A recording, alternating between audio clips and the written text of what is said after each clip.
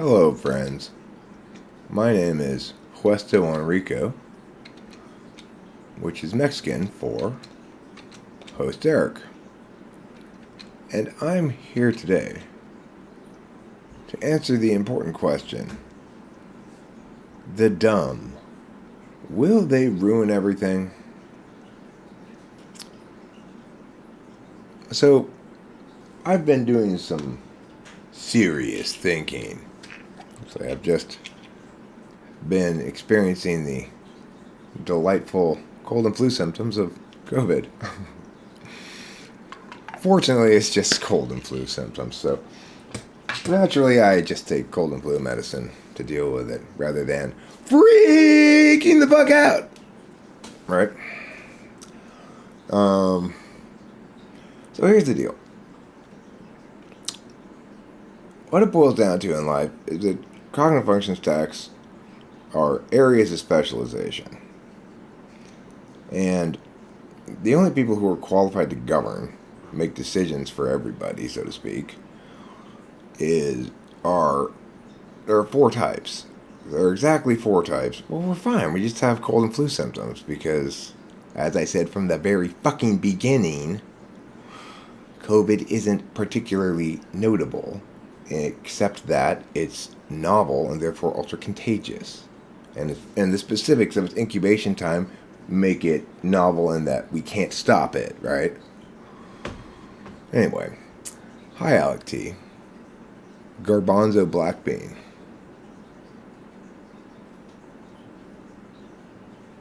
Oh. Well, I don't remember you. We're sick. We have COVID, you know.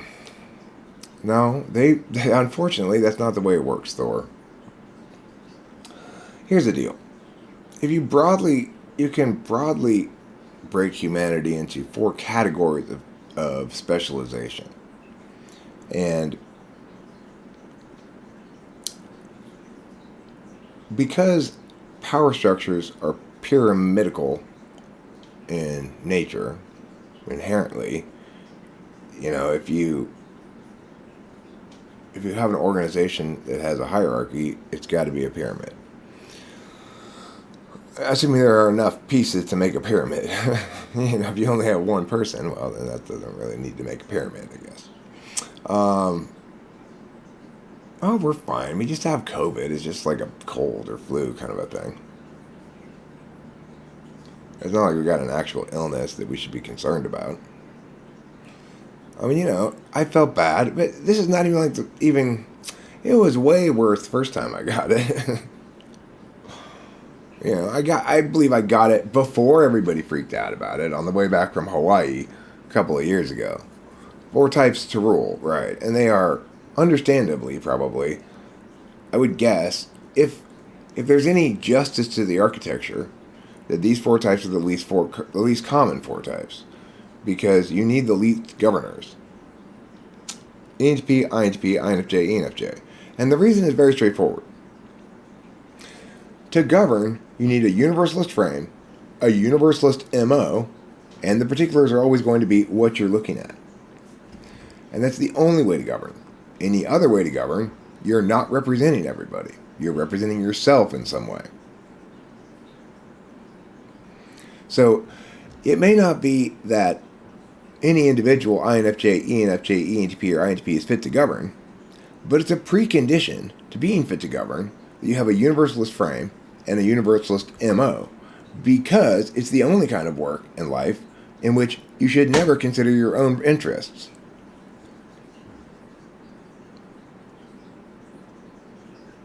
It's pretty straightforward and pretty powerfully true. So if we look at Trump, he was completely upside down. He was universalist in what he should have looked at and evaluated on its merits. Instead of determining the correctness of things, he checked to see which side it was on, that the universalist thing, and determined its correctness accordingly. So that's fucking upside down. Meanwhile, he thought his job as president was to make sure that people were loyal to him, and that what he wanted to be the case was always what became the universalist thing. He tried to make what he wanted into what's universally true. And he didn't evaluate what's universally correct based on its merits, but rather based on whether it was already in alignment, with what he already wanted and the team he wanted to be on. It's completely back-asswards, right? It doesn't matter what the outcomes of a presidency are, because if you're going to evaluate their fitness to be a governor, then they need to go into the thing agreeing that they're going to operate according to universal frames and via a universal MO about the particular instances that they encounter in their job as executing their job as leaders. So it's also the case that in an ideal world, you've got somebody at the very, very top who doesn't like power particularly. Like, I don't like power, but I respect that it needs to be utilized sometimes. This is the thing. An ideal administration comprises all four of those types. The ENTP to run the show, the INTP to parse out particulars that are too hard for the ENTP, the INFJ to point out when the ENTP is missing something obvious, and the ENFJ to sell it to the country. Yeah, universal frames.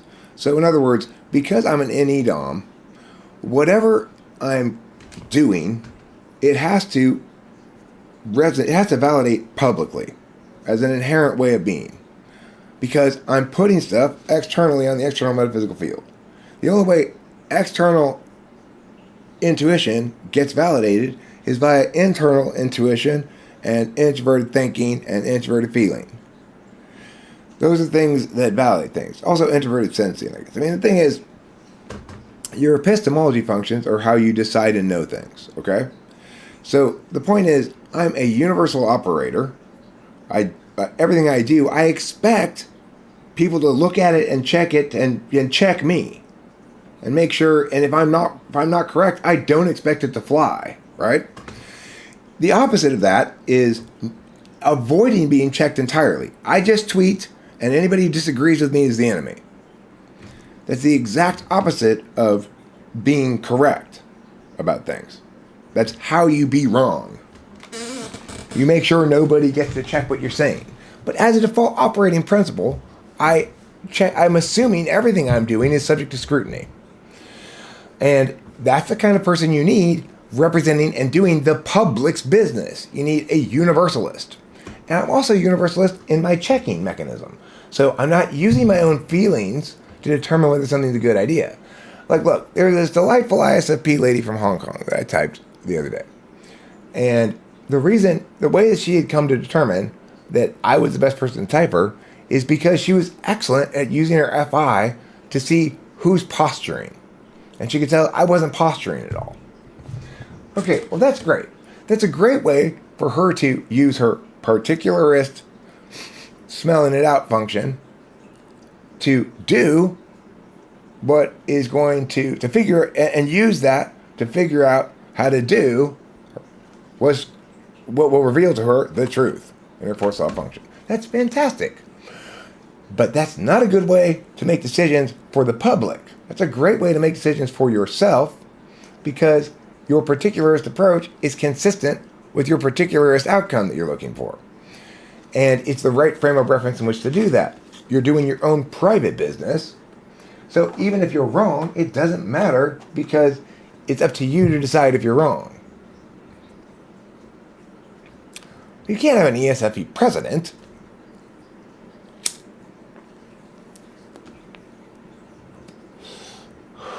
The thing is, typology tells us we are all specialists of some sort. And I can't tell you exactly what everybody's specialized to do because it doesn't link directly to a job in the way I started this thing by saying that, we're meant to govern. It's just that because a regular sensible understanding of life is one in which the individual is acting in their own interests and deciding things against whether or not their interests are met by something, whether they like it or don't, figuring out how to get it, remembering that they've gotten it or what they haven't gotten yet and what they still need to get. Those particularist frames of reference are the sensible, natural, obvious ways to be a single individual of anything. And yet, there are some of us who oddly are born or very early on become unable to consider their own interests. Basically, unable to consider it, unable to pay attention to them, unable to figure out what they want, and more or less unwilling to figure out how to get it unless they're doing so for other people and their shit, right? 6-slot TE. I can figure out for you how to do something, but to figure out for me how to do something would require me to know what I want in the first place. So, super unconscious about impacts. In other words, impacts are autopiloted by the fact that once something's validated here and validated here universally, you just do it and you don't worry about it. Because since you don't know what you want, the only harms of doing something that validates here and here universally are that you all were wrong.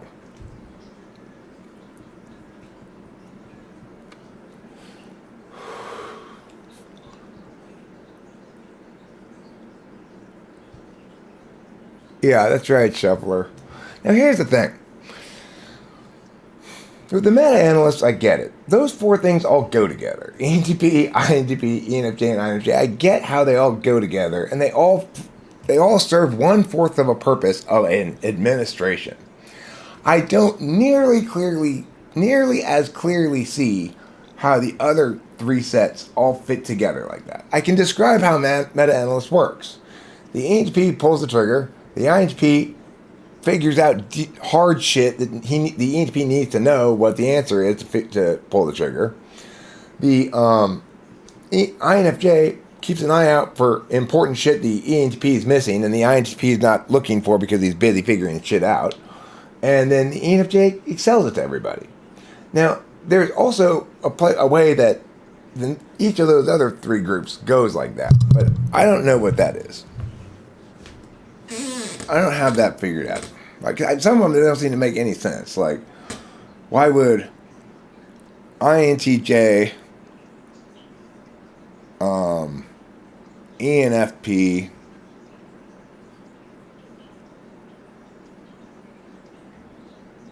ISTP, and ESFJ all go together? Like, how does the ESFJ fit in there? I don't know. It doesn't seem to fit, right? ESFJ doesn't seem to fit with those other three things. But, I don't know.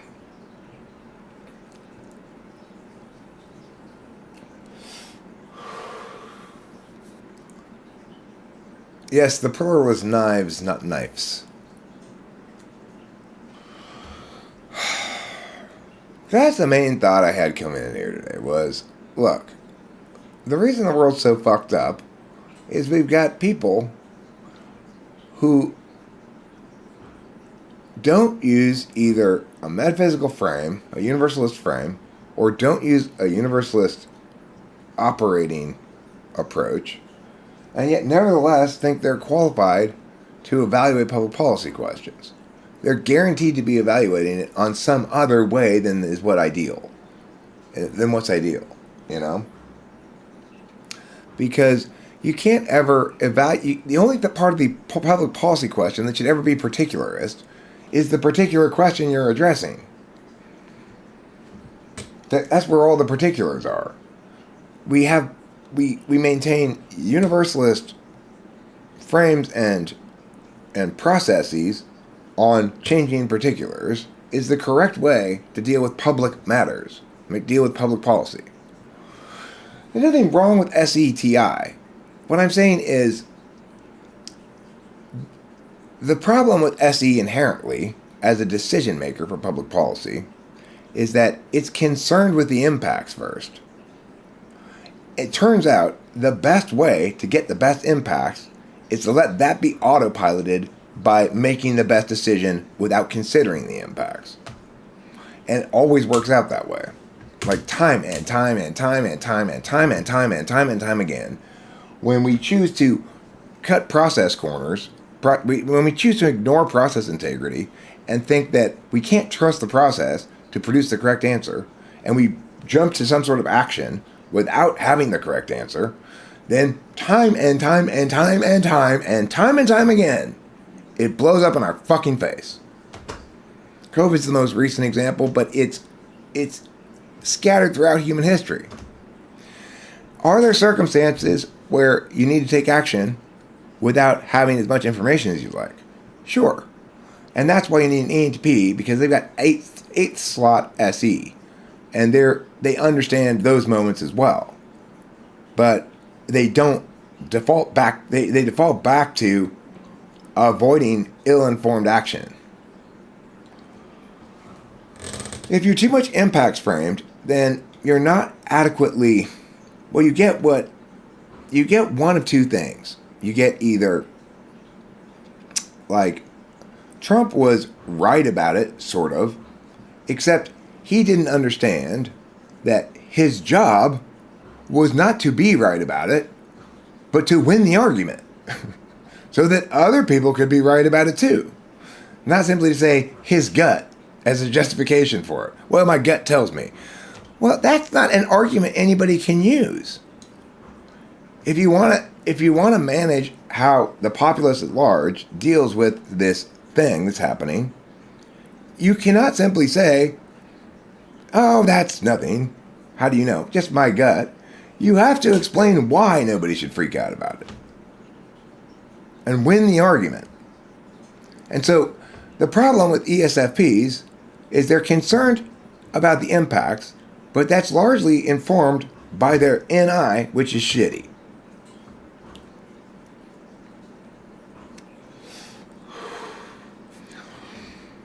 They do use TI to constrain themselves from things that are obviously subject to critique in TI ways that don't require a whole lot of intuition to determine, but they don't believe that determining that requires them to put out their ideas publicly to be engaged with first. And so that's why I'm saying the ideal administration has ENTP at top and has 4 fundamental roles. You know, one person to do the hard thinking, INTP, one person to do the hard noticing, INFJ, and one person to do the hard selling, ENFJ. Only ENFJs are qualified to sell to the general population exactly what I'm saying. Obviously, I can't sell it. It's too hard for most people. How are we going to get the dumb to understand not anything I'm saying, but rather that they're trying to do something that they lack the requisite specializations for? That's what needs to be understood. As long as we get broadly conveyed to everybody that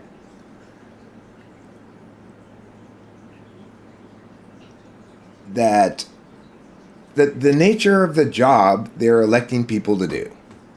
The nature of the job they're electing people to do is to represent everybody in the country and to never use their own personal interest in their processes. To be as little a human being as possible. And as most just as, and mostly as, to the extent that they're a human being, for it to be in biological ways that don't fucking cascade out, right? So you're safest with a leader whose SI is their only particularist frame of reference, because I may be particularist, but it's about like when I poop and being fussy and stuff like that. If I get too hungry and shit like that, it's not going to impact how I perform as president. My particularist frame is not going to impact it, except insofar as ways that I can map and anticipate in advance, and being universalist in frame means I will accordingly. So I can anticipate in advance, for example, that I have a tendency to underweight the legitimacy of things I don't have any experience with. But that's why I have INTP to check, INFJ to remind me of holistic things that are significant, and ENFJ to gather all that shit together and then put it into smiley face packages for everybody. We have to convey to the population at large that the thing they should be looking for when they hear a candidate talk are words like, I know what the job I'm being hired to do is. It's to represent everybody in a non-particularist fashion. My own personal whatever is never going to come into the equation. It doesn't even come into the equation now when I'm not anything. That's how you know it won't come into the equation then when I have something important to do. It's like the only way my own particular shit comes into play is I'm a baby and sometimes I don't want to attend to it or whatever. But that's not going to be an issue when I'm president because it's like, okay, things have to be universalist enough in scope for me to be a perfect fit for it. And at that point, you don't have to worry about things not being fun or whatever, because you're managing shit at the top level of framing. You don't need to worry about things that don't matter. Yeah, TE can and should come in lots of places in the world, just not there. I mean, the thing is, once it's been determined that something is both permissible and advisable, then TE people need to figure out how to efficiently get it done. And that's what I would say in general should be our message to the TE half of the world is, fine, be TE as you want. But, like, for example, let's say it's necessary for us to make sure people don't speed too fast on the roads. There are multiple ways to accomplish that, and some of them are better than others. So, one thing that TE ran across was, okay, we could put bumps periodically that prevent people from ever speeding, but it makes driving incredibly unpleasant. And, we need people to have flexibility with their cars. There will be some occasions when safety requires them to hit the gas rather than the brake. Sometimes that occurs. So it's not like we can put firm limits on cars. That's too much invasiveness into this whole process anyway. So we came up with speed limits and cops to give you tickets, which are punishments for things that aren't crimes. A better way to deal with it is actually just shame. As a general rule, making things visible to everybody, watching people, prevents them from behaving badly. And even a sign with a smiley face or a frowny face, when you drive by it and you're going too fast, has that same impact on people of making them feel they're watched and wanting to perform adequately when they're watched. Well, the thing is, most people, unfortunately, deal with all the things that are particularist as though they were universalist. So, what should we do about Mia is treated as a test to see if you are on the same team, rather than as a question that needs to be adjudicated according to its merits.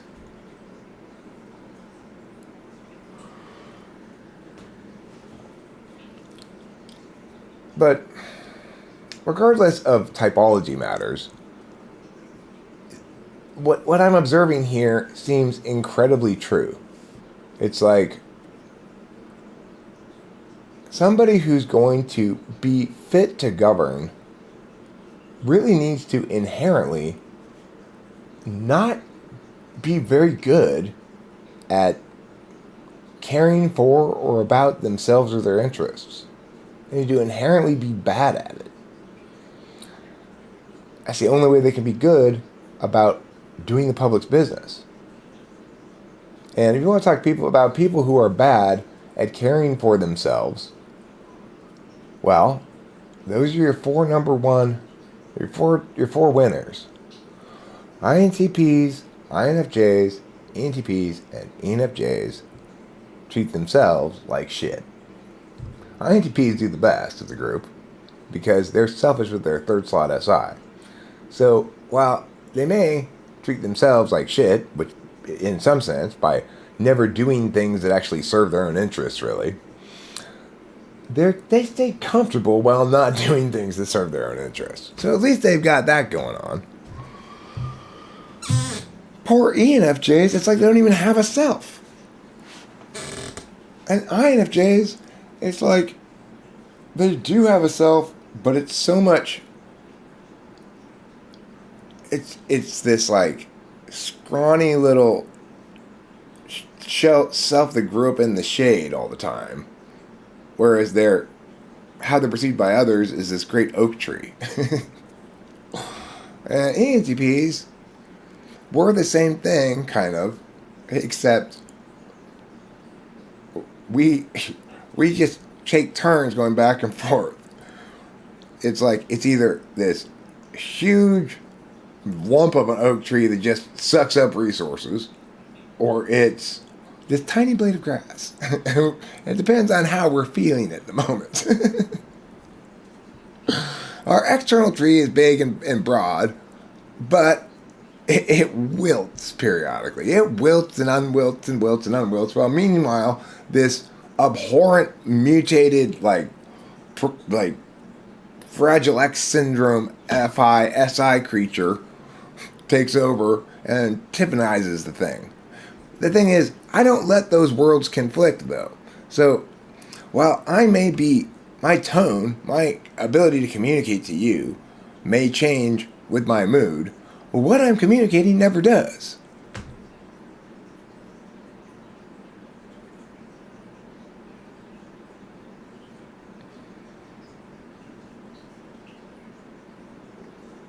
So, yeah, I mean, INTJ is the person I go to next after we've decided what's the best decision. Then we go to INTJ to see if it's even plausible, basically. Is what we're envisioning here actually possible? if you guys go, yeah, we can do this. And can we do it without this and this and this? And you're like, we have to have this and this. Okay, let me go figure out if we should do this again.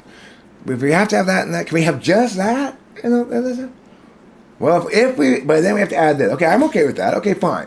Then let's do this then. Okay, INTJ, so now can do your figuring out now that we've agreed on those frame points.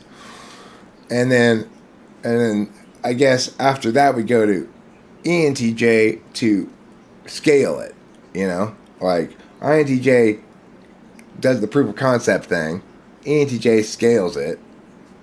I don't know. I can't do all of that part. I can't figure out all that stuff part right now. I didn't get that far in my musings. I've been sick. It's not like it's been terrible. It feels kind of good to get sick occasionally, If you're hyper like me, and if you have Fragile X self, I don't know if none of you have probably ever worked with somebody with Fragile X syndrome. I have, and let me tell you, oh my God, they're like Tiffany. They run around a lot more, and they're even less easy to understand what they're saying.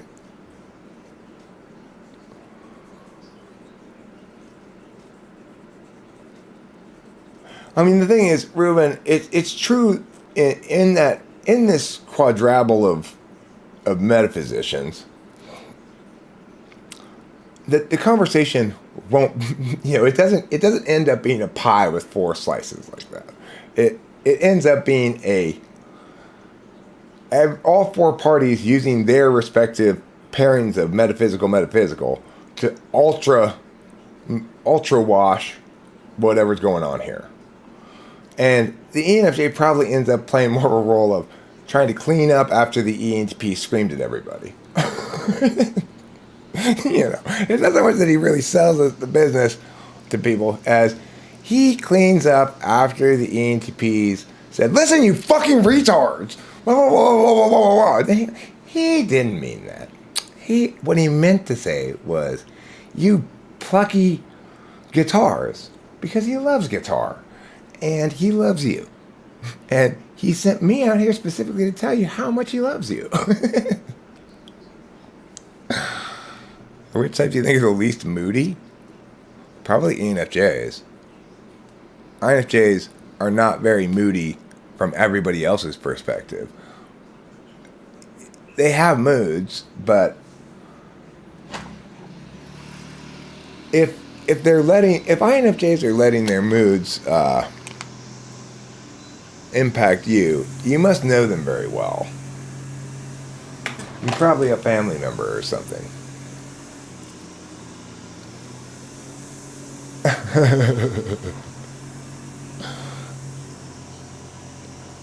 Can we have bacon rain from the sky on Sundays? Yes.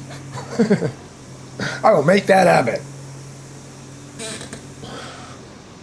Shortly after you start seeing these giant grating machines with fire beneath them. And the plan is every Sunday we're just gonna shoot a bunch of pigs up into the sky, and this giant grate will do the rest. It'll just shred the pigs as they fall. The meat will fall straight through the fire. The fire will be long enough so just the amount of fire that when the meat's done falling through, it'll be hot, sizzly bacon. And then it'll have just far enough to fall to the ground that by the time you catch it on your plate, it's ready to eat.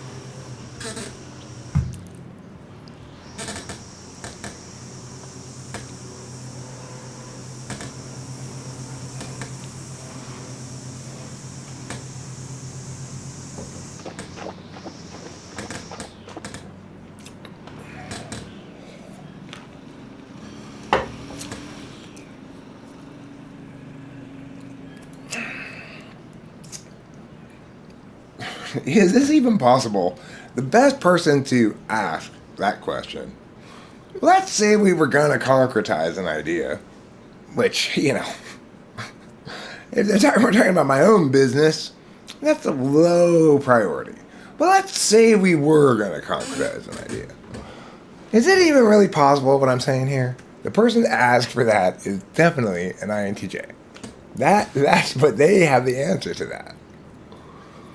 They might have to think about it a little bit, but they'll be able to come up with a correct answer rather than just speculation. And they'll be able to tell you what you gotta, what it would require, what it would require if it were possible.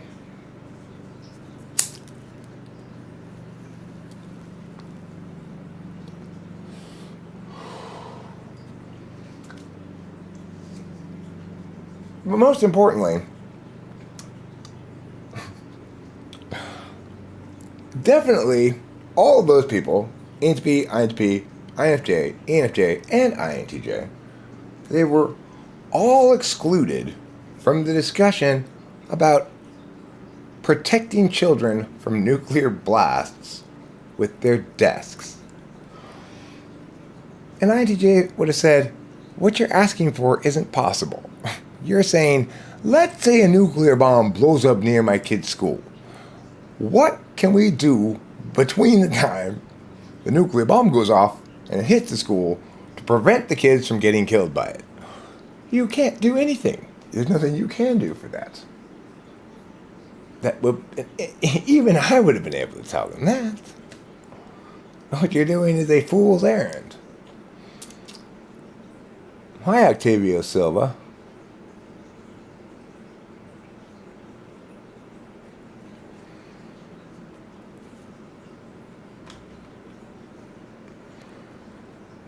I mean, there's an NI-polar quality to both, something about NI-polar for both ESTJs and ESFJs that makes them difficult for individuals sometimes to deal with, because probably if they're dealing with you, it's for some instrumental purpose, I had an argument with Jeffrey's mom yesterday. She said, and it came shortly after my ranting about nuclear bomb desk get-unders. The term which I said it had to be an ESFJ or an ESTJ who put together that plan. Only they could be so thorough about ordinating something so stupid. Anyway,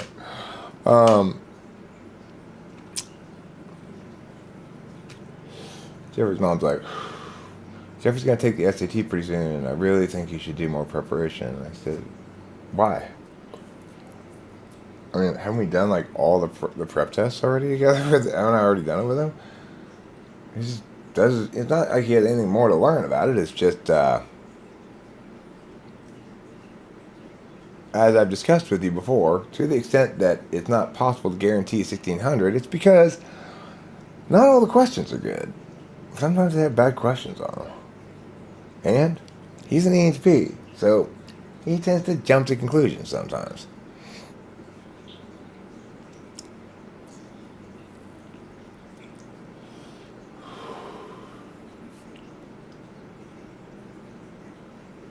Okay, well then, they're prioritizing the wrong cause of death.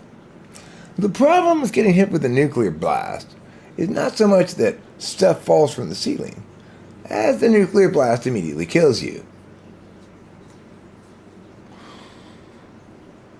It's like, look, if there's a goddamn nuclear blast, there's not going to be time, even if you're far away from it, you're very unlikely to have time to get time and reason enough to get underneath it such that the impact of it is small enough to knock shit down from the roof, but big enough to knock shit down from the roof, but not big enough to do any more damage. Again, regardless of your thinking about this, you're talking about a very thin band of schools that could possibly benefit from this, while everybody else is training and practicing this completely pointless endeavor.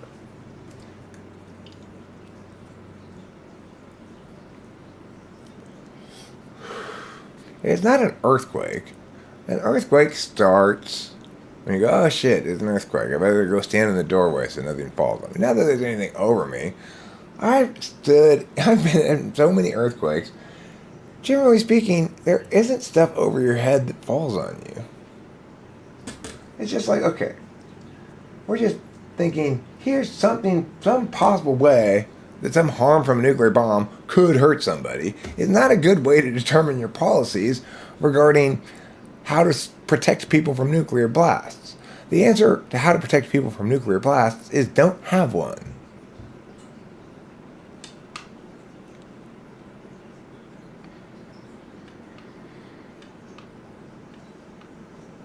Well, the thing is, Ruben, if you're going to see a nuclear blast, you might as well get to see it up close. Hey, look at that!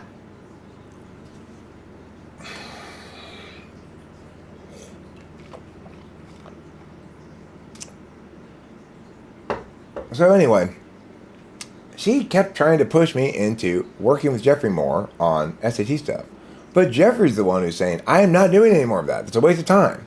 I explained to her a long time ago, we're already well into the area of diminishing returns, where the amount of time we're putting into this is getting fewer and fewer benefits. And if you continue to force this shit down his throat, even though he's full, he's gotten all the nutrition he needs, all you're going to do is make him puke. And the fact that you keep insisting this is a good idea is making me puke. Is what I told her before she finally said, okay. And the thing is, she's not even offended.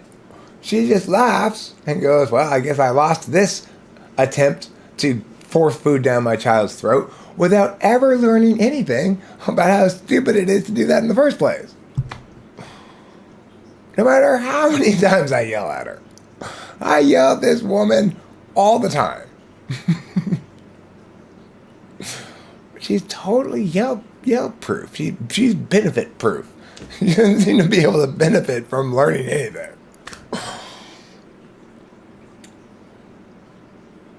But Jeffrey's not benefit proof. Boy, I did a good job of making their son more difficult for them.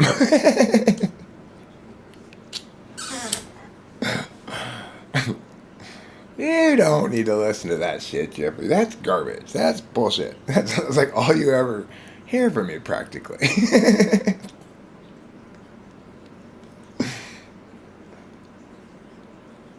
The door frame collapses as well.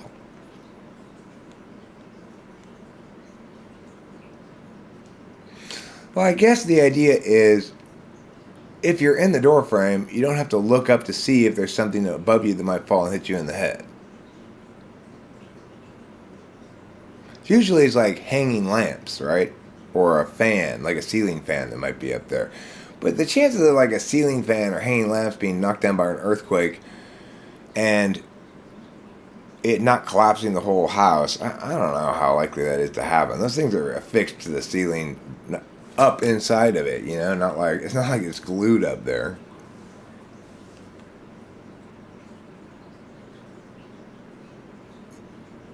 And you know, I've always heard all these mixed messages about what to do in an earthquake. Now, the ideal thing to do is to go outside to a wide open empty field. Okay. So, and in the highly unlikely scenario that I don't have a wide open empty field right next to me, I mean, don't get me wrong, I spend most of my time right next to wide open empty fields, but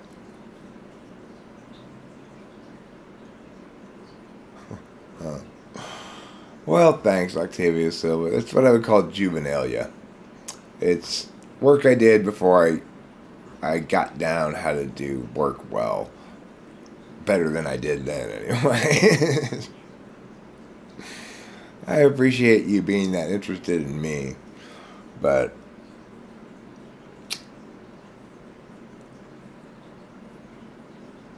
it's very primitive in its artistic development in a number of different ways. And when I think of how I failed, I want to wallow in the shame. That's true. So it makes me a good leader too. Is that I can't stand fucking up in front of everybody, but it's the way I live my life. As an operating procedure, I fuck up in front of everybody all the time. So, what have I had to learn to be? Honestly accountable almost always. When it has anything to do with other people anyway. I'm not very accountable to myself. In fact, I'm completely unaccountable to myself, but that's also part of what's necessary. If I had self-discipline, I wouldn't be qualified to be a leader. Self-discipline is for people who are concerning themselves about themselves.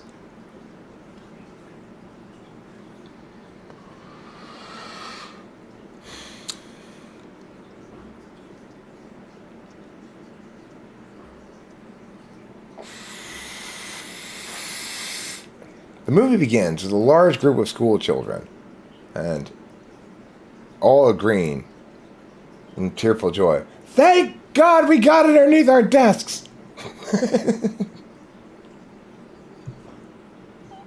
"I'm glad my desk was made of lead." "Me too."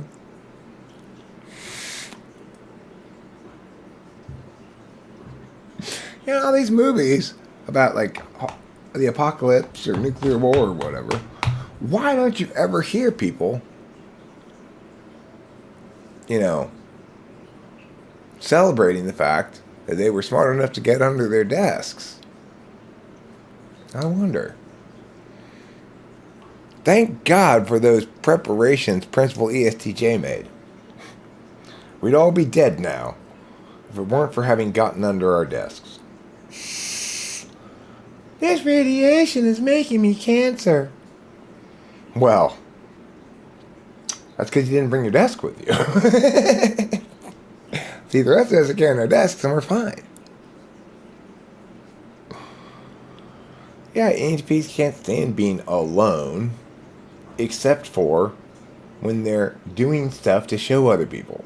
When they come back to show you, they expect you to be there. Otherwise, what's the point of doing anything? It's like that lady who emailed me. Don't talk about my email online. Well, I'm not going to read it. First of all, that's ridiculous. It's one thing to say don't read my email out loud online. And it's another thing to say don't talk about it at all. But after I read that first thing, I just closed the email. And then went to the other emails by her and put mark as read. There's no reason to read it at all if I can't talk about it. I mean, the thing is, it would be fine if you were on the clock and you say, I want this to be confidential, fine. But you're emailing me your thoughts and stuff afterwards. Why is there zero reason for me to read them if they're not subject to public scrutiny? That's my operating procedure. It's like I tell the people who hang out together in Lou's room. So you guys are just having this conversation, huh? And you're not even recording it. Okay. Yeah. Different strokes for different folks, I guess, but why in the world would somebody have a conversation even? It's not recorded. After all, then it's just wasted. It just dissipates into the ether.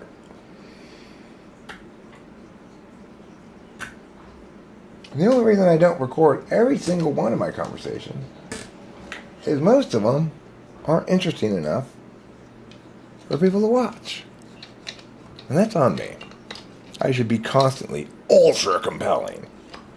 But I do want, I want a follow me around ball that floats and follows me around and records everything I do. I definitely want that.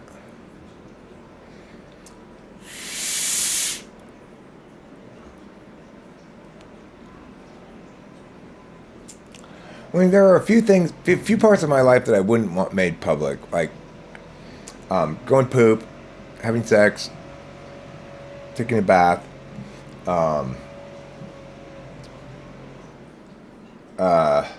personal finances stuff, my credit card number, shit like that, right? But other than that, I'm fine with everything being public, even stuff that's normally considered personal, like emotional talks and stuff. As you know, if you've watched this channel at all, I don't have really areas of my life that I don't talk about. I think it's because I don't have secrets. That's the other thing about being somebody whose MO is constantly on a universalist way of action and a universalist way of deciding, is that I don't have any secrets.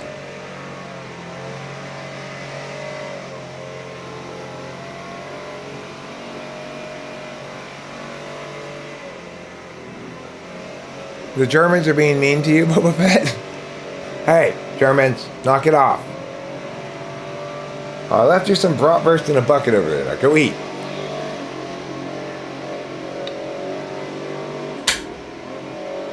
There. Is that better, Boba Fett? Are they still bothering you?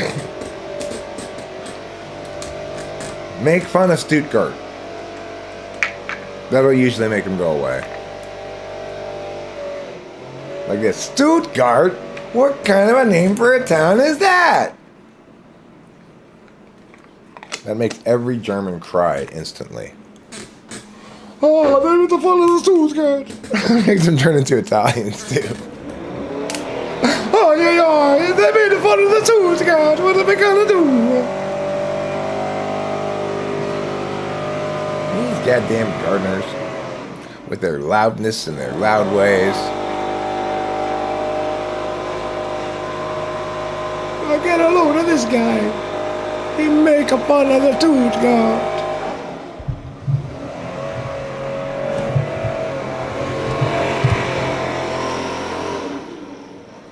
What next? You gonna tease the Bond?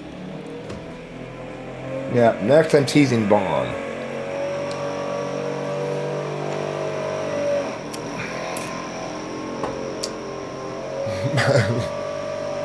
Name King of the West? Oh, that was by the Russians, probably. Boba Fett. I'm guessing what you're referring to is done by the Russians.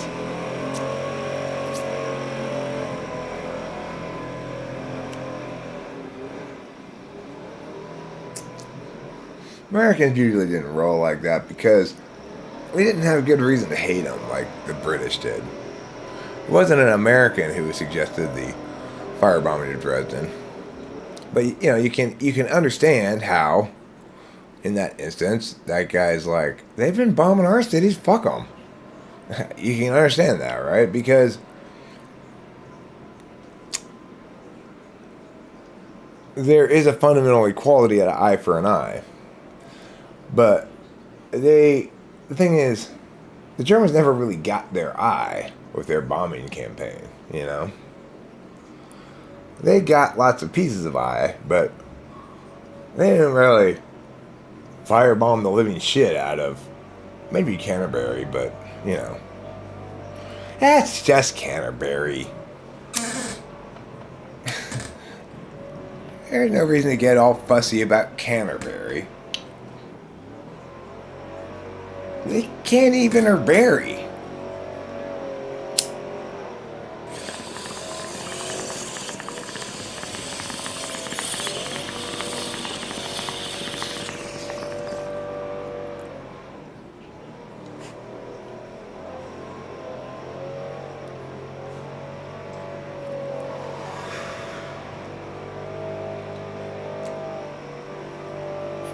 Yeah, leaf blowers are absolutely terrible.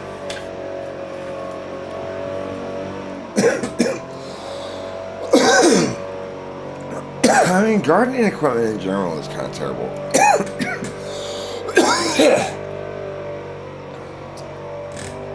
Like this whole weekly gardeners thing. Just let the fucking plants grow already. Who cares? So you have your bushes aren't so round. And who cares?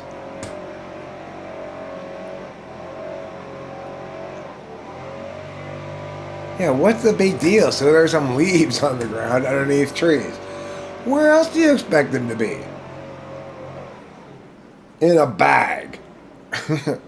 Okay, well, the only way the leaves that fall onto the ground are going to end up falling into a bag is if you gather them all together and put them in a bag. The only reason you should do that is if you need a bag of leaves for something. But then you do all this work to gather all these leaves into a bag, and then what? You just throw them away. Why even pick them up and put them in a bag in the first place? It's not like they're any less natural than the grass. If anything, they're more natural than the grass. The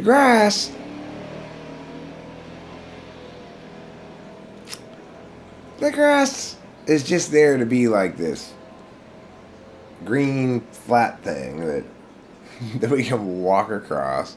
Yeah, it's like, why do people plant lawns? It's not smart. What's my opinion on Wiccans? I mean,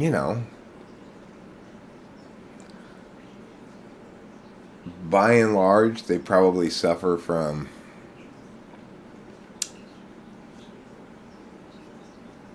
I would guess that's more FINE and like crystals and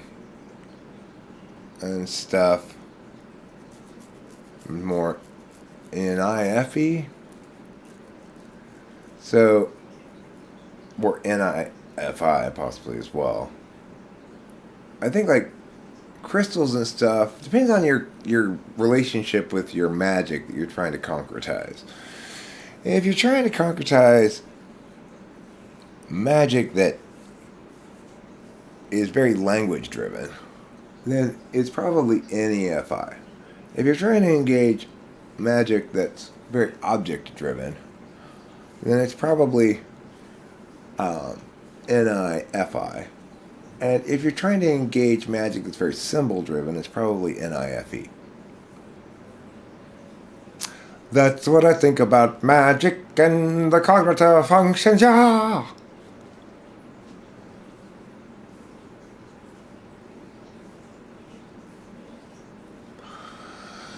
No, I don't think Rachel fancies Rodrigo. working the mower there. I mean, the thing is, gardeners are incredibly efficient. They've got these deals set up with all the homeowners around here to come do their yard once a week, and they bring a team of like 3 or 4 people or whatever. And I don't know how much it probably costs, like, $100 a week or something. Well, for them to make decent money, they've got to be out of here and starting the next house before an hour's up. So the way it plays out is usually they can spend substantially less than an hour here, and then sometimes they have to spend a while more than an hour here. So occasionally they have to do like all these bushes that they do not once a week but once every 4 weeks or something. But yeah, they're incredibly efficient. They don't have time to be messing around with spoiled white people. Okay, I have no time for spoiled white people.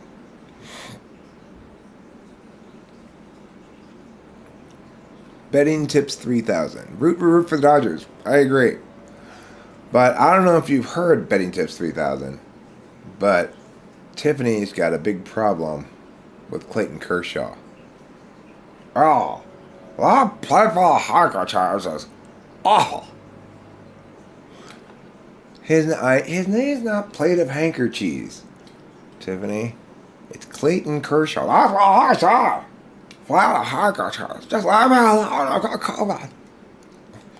I know, girls. I'm sorry you guys got COVID. It's our problem, man. It's all selfish.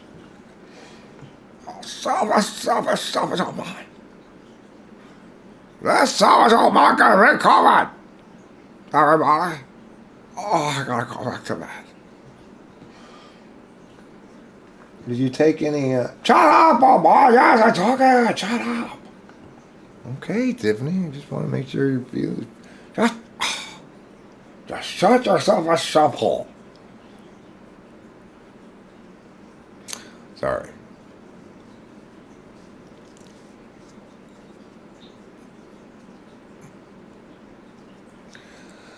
Alright, so an image of a man on the surface of the moon is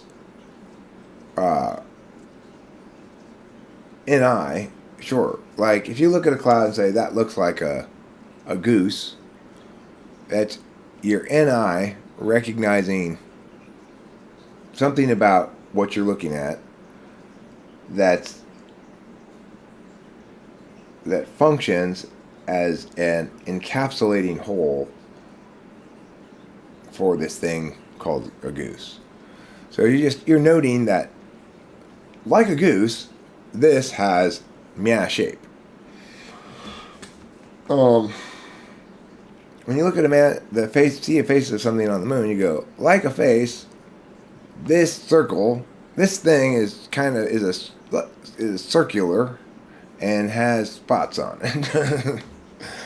But if you got any extra intuition that's functioning properly, you'll go, okay, but that's not any reason to believe it's actually a face. I mean, it could just look like one, or it could be something else. It could be this, it could be that, it could be the other thing, or,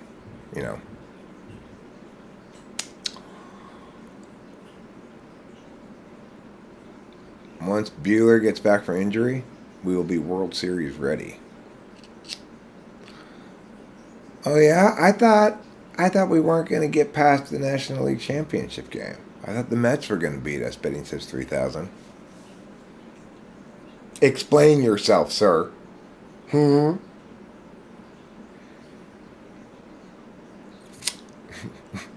you like the sass? That's some good sass for you there. Betting tips 3,000.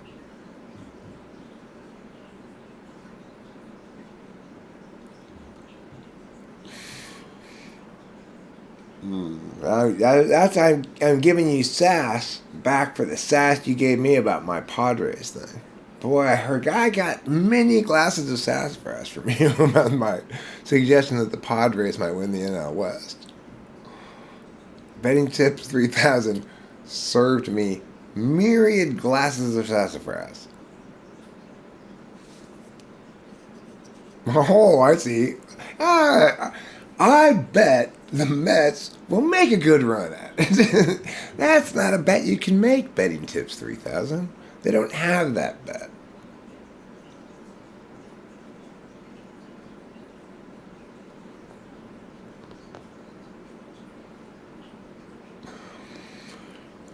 When I poke, from now on, I think I'm going to inform Rachel before I poke. My darling, I'm about to visit the dark side of your poon.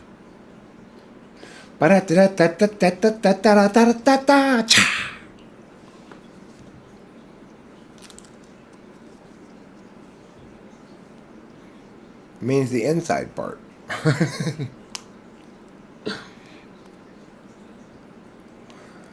Does anybody need any further explanation of that joke? No? Okay, good.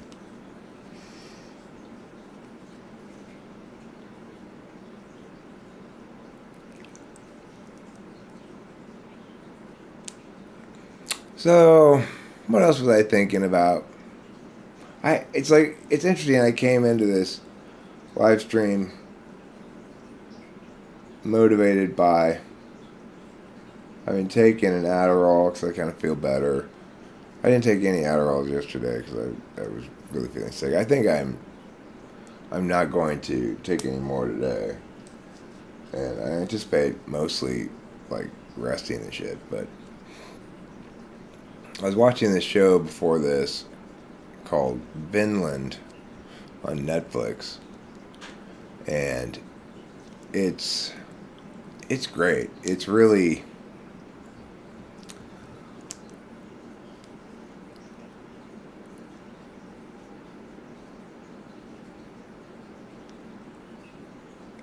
well, because it's part of a series of championship series.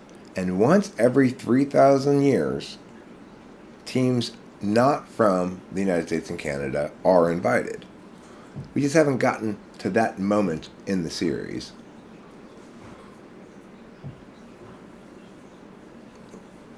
That's all.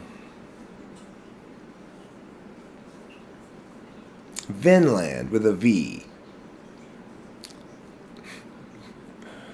Because, like, back in the day when they named it that, they were just like, we're the only ones who play baseball, so whoever wins this is the best in the world. Because nobody plays baseball anyplace else. That no longer is true, but they haven't bothered to change the name. That's my guess, anyway. I mean, I don't have any, like, research to back up this hypothesis, but, you know, it's a guess. It's a reasonable sounding guess.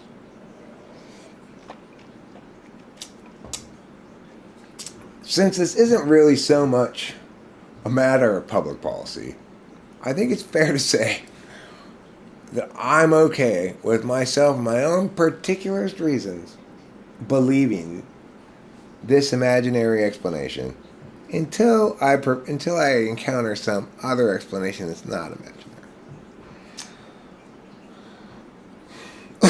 So there, Eric, you just gave yourself a particularist present, epistemologically.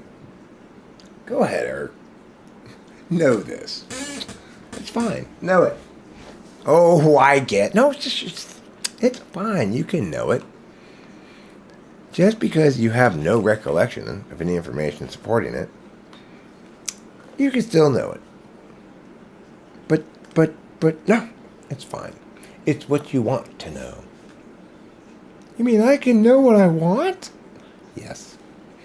You get to do that. You get to arbitrarily know things for no reason. Like other people.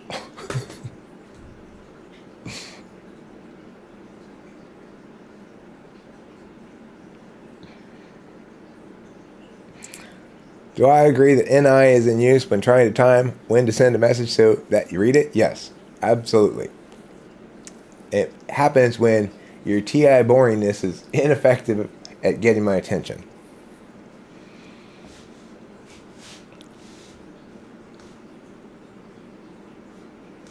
You did a good job that time, I got to tell you.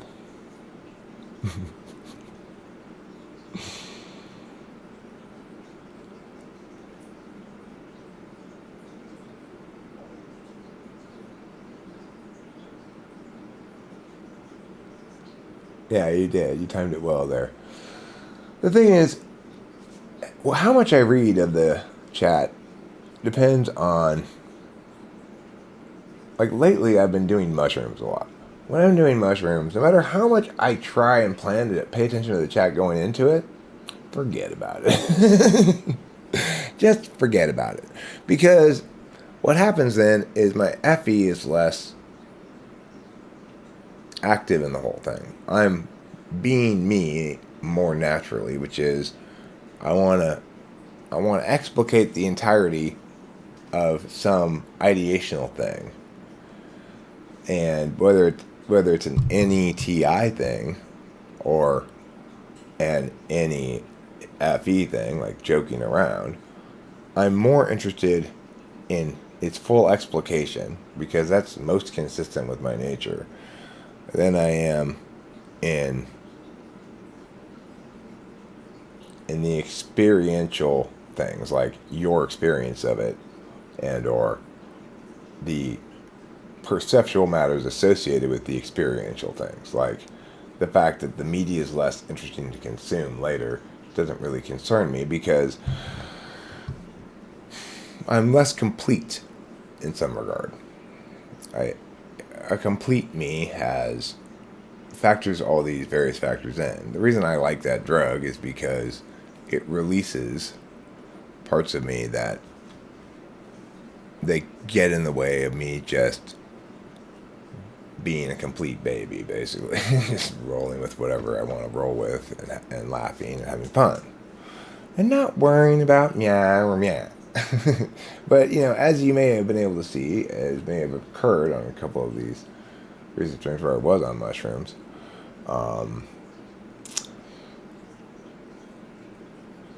I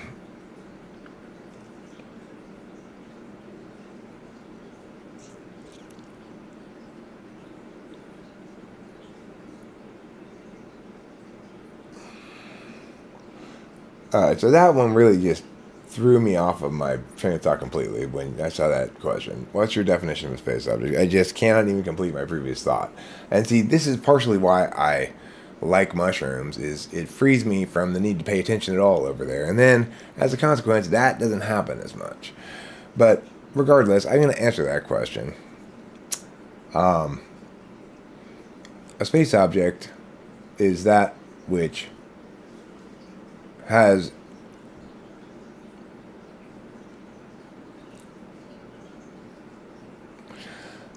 can be measured without duration.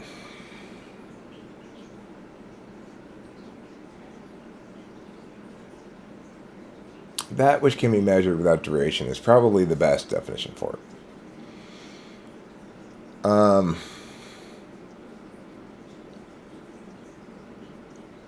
So, for the purposes of our engagement with the world, things that are non-durational are things that have height, weight, length, those kind of measurable attributes, or space objects. If we can measure its physical attributes, it's a space object.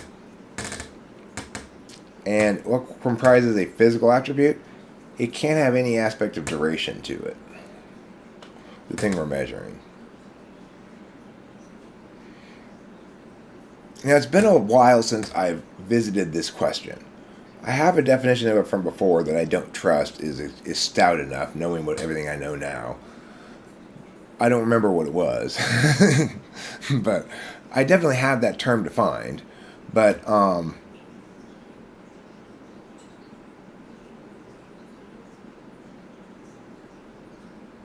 no, you're not measuring how wide the donut hole is. You're measuring the circumference of the circle beginning at the outside of the donut hole of donut.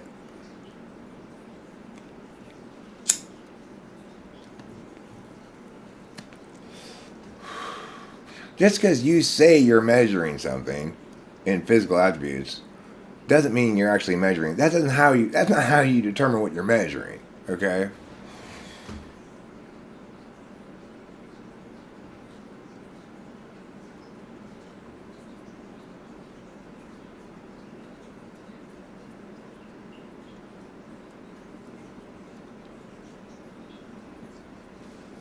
Measure how wide a donut hole is.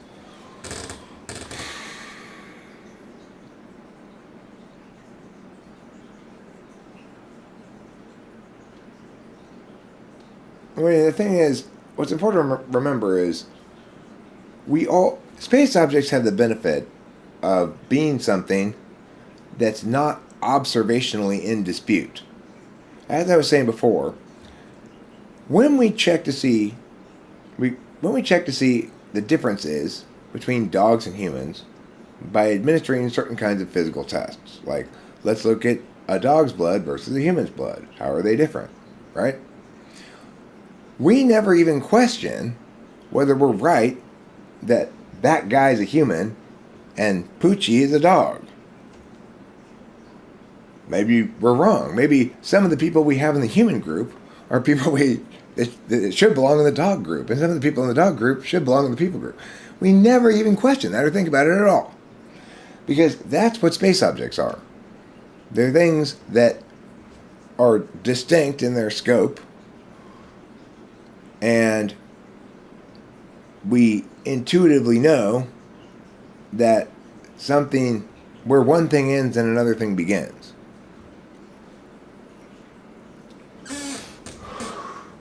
That doesn't mean we can't come up with things for which it's blurry, like water, you know. What about the river, Eric?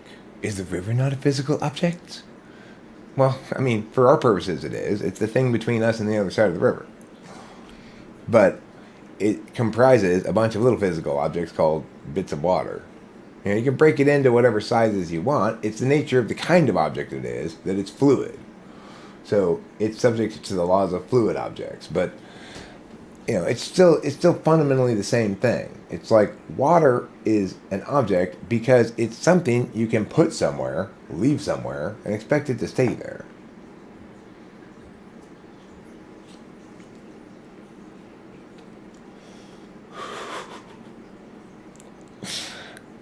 I'm going to pass on the dog blood infusions, although, you know, I don't totally dislike the idea of being wantonly enthusiastic about going outside.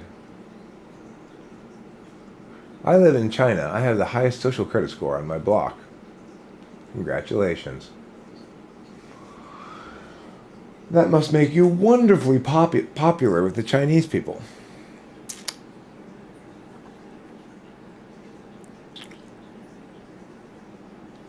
Well, Shuffler, I note the thing you just said. Shuffler says, Rain, interesting that you asked the question that NI is in use when trying to time when to send a message so that you read it, because I have a question too and waiting for the proper timing. Do you disagree with the notion that if one is measuring the length of a table, one could also reframe that as measuring the separation between the two gaps on either side of the table? If not, what criterion are we preferring over one frame or the other? Well, the thing is, we never measure any object except referential to something.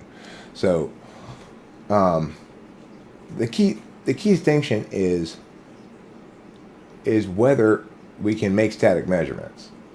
Like if I say, well, what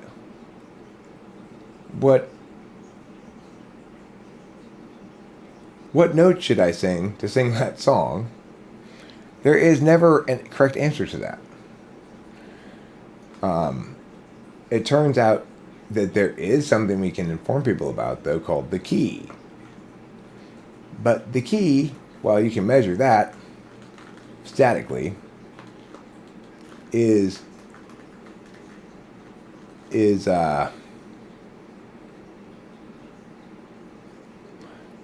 purely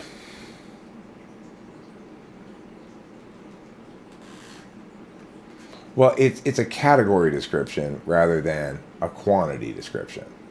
So the key thing about physical objects is that they link to quantity.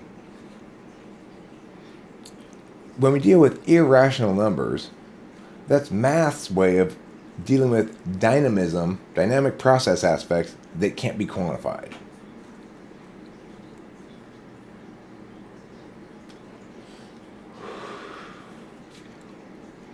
That doesn't mean that everything that can be quantified is a physical object. So we do quantify the duration of a song as whatever length it is. Once it's been rendered into a static metaphysical object, then we can do that. But we can't tell you how long a song is. Really.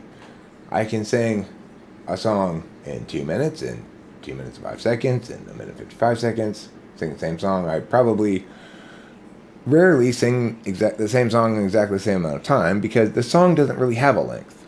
It has though a duration.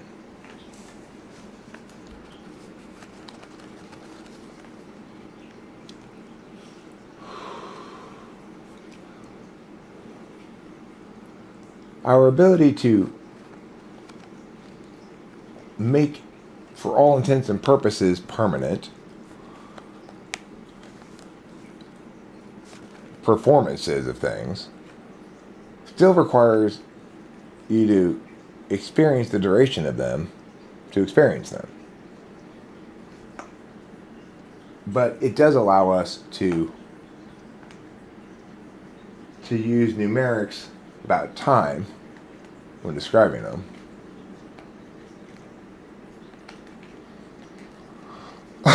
Well, Legends Fall, it's just TI Dom doing their job.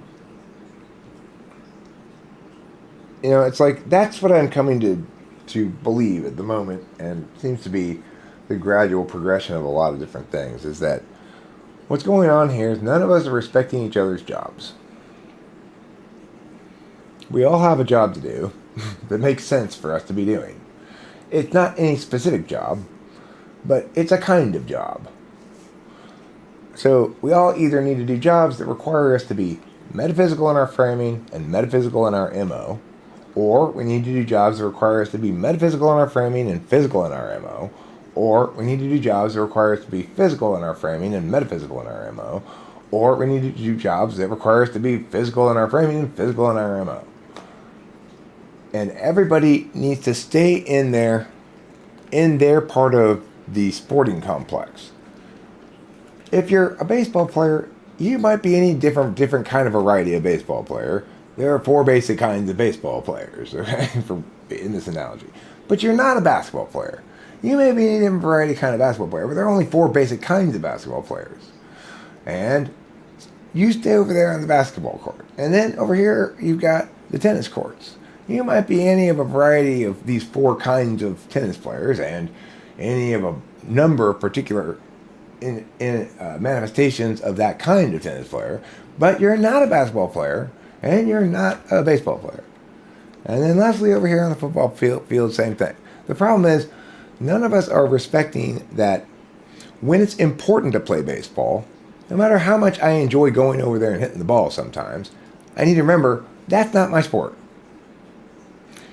The problem is, for people whose sport it is to know what they want and how to get it and make it happen, then they don't care about all the signs I put up saying, stay off the fucking basketball court.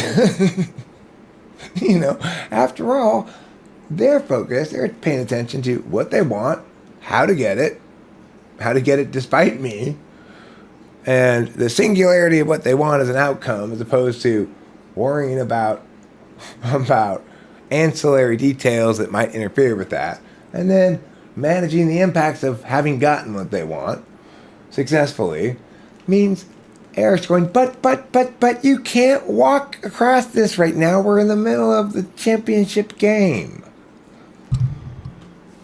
You know?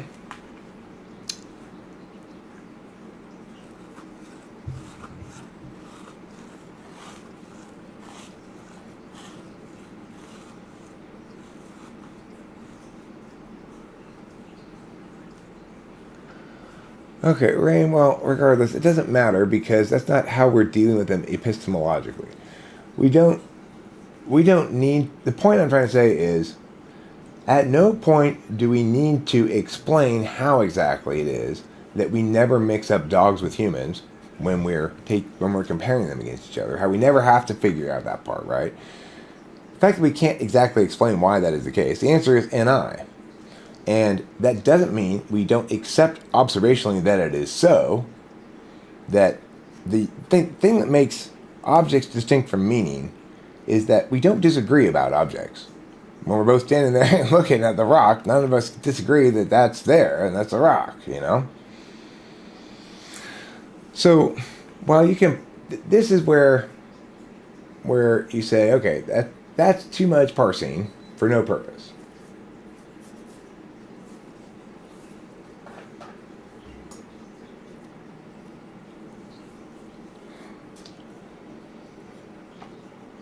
You can't parse away the reality of NI. Humans have the capacity to understand the identity of things holistically with certainty, but only when those things are physical objects. I can know for certain, we can all agree that this is a pen glider, you know? And there's no disputing that this is a lighter and nothing else. You could try to argue it. You could make up some bullshit as to how it's not a lighter. Really, it can be understood as this and this and this and this. But to do that, we're no longer talking about the lighter. We're talking about lighters. So, yes, regarding talking about lighters, we can do all the things we can do in Metaphysical Town that don't require any concrete links. But if we're actually talking about the lighter, then no, we'd never even have any conversation about whether it was a lighter at all, except for the fact that you're trying to show that the metaphysicality of metaphysicality precludes it from allowing us the certainty about things that the physicality of physicality allows us. That's a lot of cool stuff I just said. I hope you like it. I hope your name is Fred. I hope you want to eat some cheese with me. This live stream is full of golden nuggets. Thank you, Jeffler. You're a gentleman, a scholar, and a reader of fine literature. Levi Samuels, what is up? I'm going to go with the classic answer. It's the sky. So classic, it's new again. When's the last time you heard somebody say that to you? What's up? The sky. Not if I'm standing on my head. No, it's still up, dude. You're just looking the wrong way.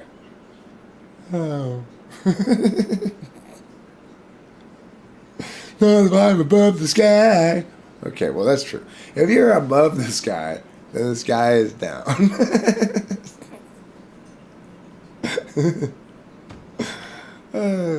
Funny stuff. Funny stuff. Funny stuff. Yeah, yeah, yeah. Okay, so I was watching this show called Vinland, and it's about the Vikings and the English and the Danes and the wars in England around 1000. And it's interestingly about the integration of Christianity into the ethics of warfare in a much more sophisticated and interesting way than I ever anticipated when I started watching this show.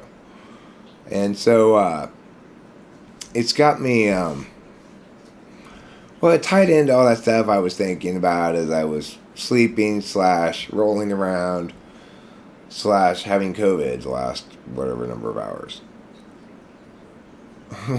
Hey, there you are, Chris M. Finally, one of the dumb comes here to take ownership of their problem ways. See, this is the thing. What I need us all, what I need, okay? This is what I need. What I need is for us all to respect our own dumbnesses. I'm dumb about all kinds of shit. So, I may do a great job over here on the basketball court. But I know I'm shitty at the other 3 sports. And I don't try to play them very much. If I do, I make sure it's when nobody else is using the field. Okay? I just think everybody should have that same kind of approach. Just like, don't be the guy who says, I can fly a plane, when the pilot and co-pilot suddenly both die, unless you actually can fly a plane. Don't just pretend that you already know how to fly a plane, because what you do know in your heart of hearts is that you'll figure it out when you get there. Don't do that. You know, maybe there's somebody who does know how to fly a plane. If nobody knows how to fly a plane, then maybe your totally unwarranted confidence is better than anything else, because everybody else is sensible enough to realize, I can't fly this thing. But until and unless we've determined that there's nobody aboard who can fly a plane, then don't think that your totally unwarranted confidence is better than the alternative.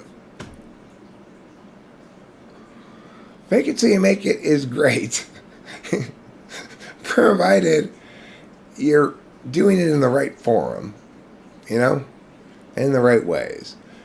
It's just that some things are more important than other things. The problem is there's not a good linkage between this scope of a job, like, you know, governing, and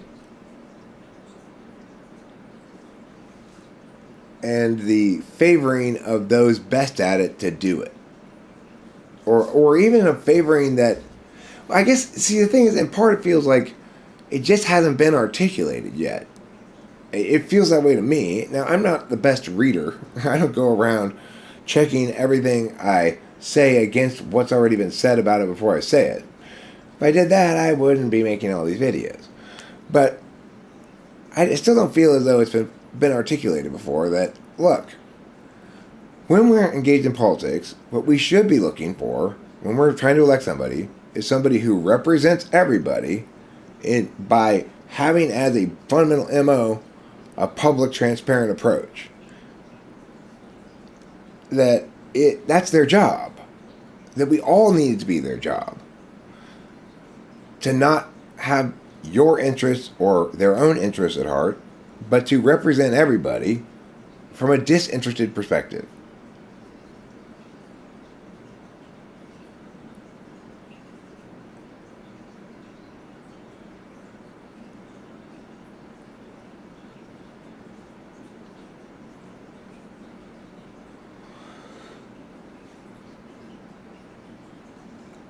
Well, no, that doesn't make you a bad person betting tips. It makes you SI. You want to know from experience. My dad also doesn't believe anything until he feels it in his hand and the check is cleared, etc., you know?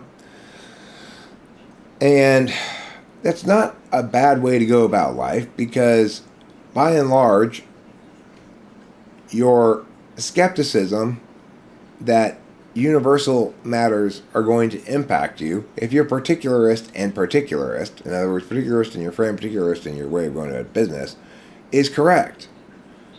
You are insulated from being impacted by the universalist things very much,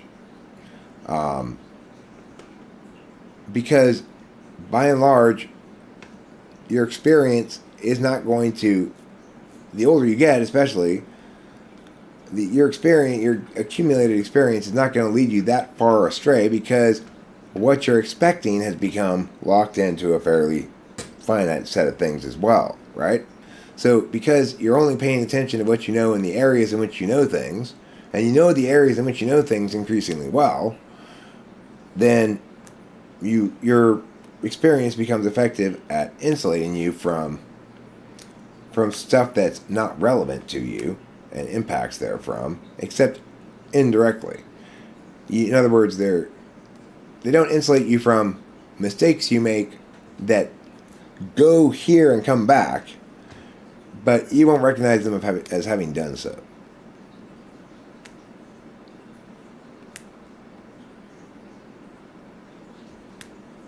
We SI types are all subject to that bias, fourth slot included, you know. I recognize in myself a bias against things I haven't experienced before, and it comes in the form of skepticism. It says, well, that sounds like bullshit to me. Well, why? I've never seen it before. Never heard of it before. It's not in my experience. Well, that doesn't make it bullshit. Well, that doesn't make it bullshit. But it means you've got a taller hill to climb to convince me it's not. So, at least with some awareness that I'm prone to that, I can be informed by somebody else, hey, this might be one of those instances. So if I'm not factoring in that bias, then I can be reminded to do so. By and large, did I say by and large? I'm sorry. I meant to say buy a barge. It's my investment tip 3000 for the day. Everybody, buy a barge. So, the question raised in that Vinland thing is, it's a story more or less, kind of secondarily though, of a prince of the Danes who's Christian, and his father's not. He's Odin religion. And the prince grows from expressing his Christianity as timidity and basically uncertainty into expressing it as a paradigm and as a leader. It's an interesting show. The thing about Christianity that's necessary in the way that what it includes in our worldview, regardless of whether we want to credit it to Christianity or not, is the reason, the justification for not getting your pound of flesh. So, because you're not the aggressor and can legitimately use force in response, being good nevertheless means that even though the other person's trying to kill you, if it's possible, you'd prefer to stop them with non-lethal force and without doing great harm to them. The idea behind it being, they know not what they do. So, the thing is, TI doesn't afford a lot of weight to that stuff,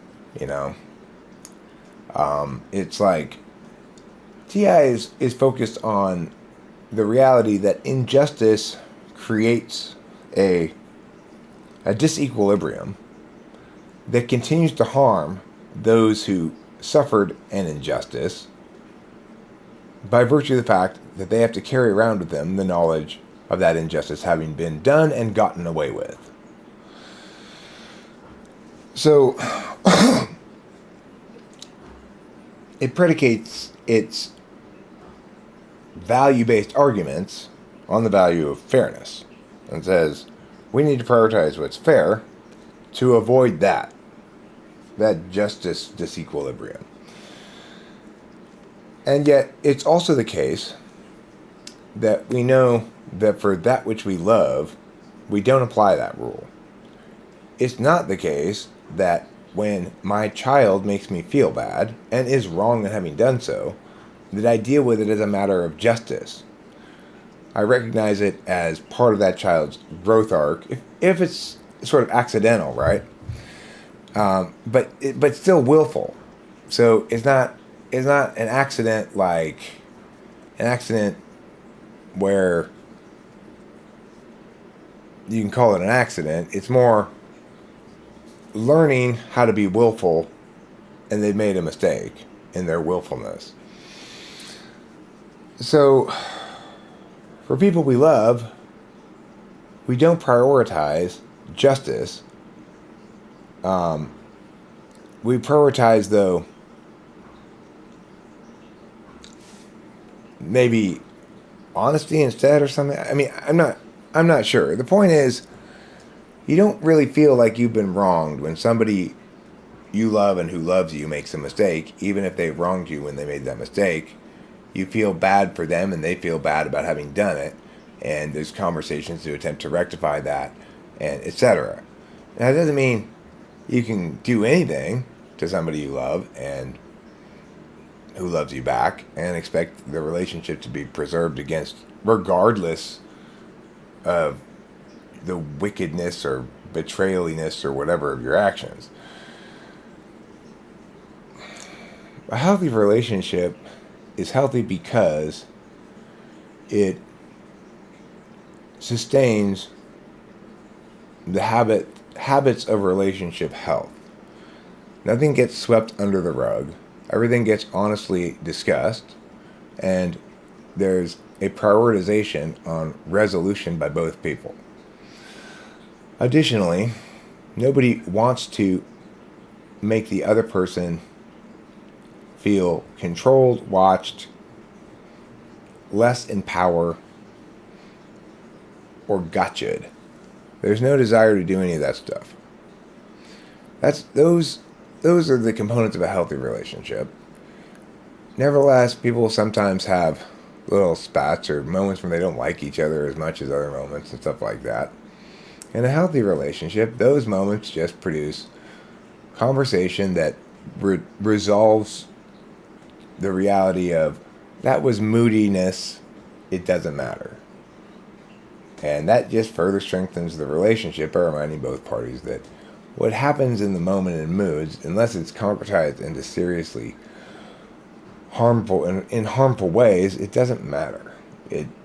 If we care about each other in the way that matters, then it's very anti-fragile to momentary shit. But if we're loving wrong, like Rachel's mom, then it's very fragile, such that she's even willing to utilize it to try to leverage Rachel to get her to do stuff. And being unipolar, there's a decent chance she's made a terrible gamble, which she did. The reason Rachel's mom's coming up is because Rachel's mom contacted her the other day, just texted her, "I love you." The reason she did that is because she knows what she needs to text us to actually engage with Rachel. She needs to say, "I am ready for Eric to hold me accountable," because that's exactly what she doesn't want, and that's why it's the only thing that gets her past the ignoring stage. We've made this clear on multiple occasions, but that means she won't do it. So the thing is, if you're not willing to engage in the processes of healthy relationships, then you can't have them. And the only people you can have relationships with are people who are willing to put up with your dark triad shit, or unable to not put up with it for some reason.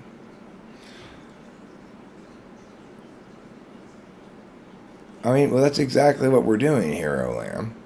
But the fact that we ignore her doesn't mean her periodic contacting of Rachel doesn't impact Rachel. So every time Rachel's mom emails her, or texts her, Rachel spends the next couple of days watching videos and listening to videos about dealing with narcissists and stuff like that. There's obviously an emotional as well as an intellectual side to the question that about which Rachel still needs more resolution. So she needs resolution on it intellectually, in that she's not as confident as she would be about most sorts of things, in knowing that this once again is an example of her mother's bullshit. And because not everything a narcissist does is bad, and because narcissists aren't always abusing you. They're working your perceptions very carefully. But there's no way Rachel's mom can fool me. It's not possible. We've made it abundantly clear that if she's going to talk to Rachel, she's going to have an honest conversation that involves me too, in which she's held accountable. And because she's actually a narcissist, she's absolutely unwilling to do that. She will choose to never speak to her daughter again, rather than have a conversation with me.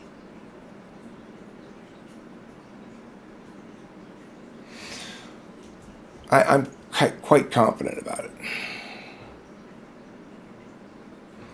2 weeks from now, we'll have a coding competition in school. I'm one of the 10 candidates. I know my brain will shut down in front of people and there's no remedy for it. My best ideas only come when I'm alone.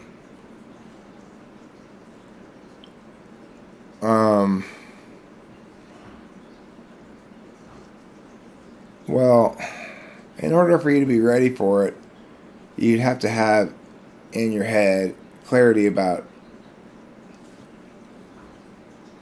no matter what kind of coding challenge is pushed in front of you, it's going to play out as an example of one of these kind, one of these kind, or one of these kind, and then have basic strategies of these kind that cascade down.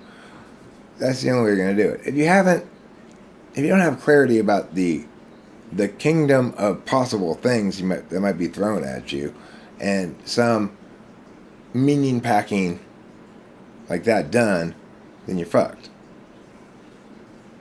Because INTJs can be the very best debaters in the world, even with almost no prep. That's after they've done it for years and years and years and years. Because then they've done all those meaning packing things. So whatever, instead of remembering all the specs of anything, they NI the holistic, the top level, most determinant area of cascade and cause that to happen. But if you don't know, if there's been no taxonomical work done on what you're going to be presented with, then I don't know what to say. It's like you can't force art. You can't rush art. If you're in ITE, before you can come up with a good solution to a problem, you have to holistically get what the problem is. You have to get it on a metaphysical level first. You have to know it metaphysically first. Then you can TE it.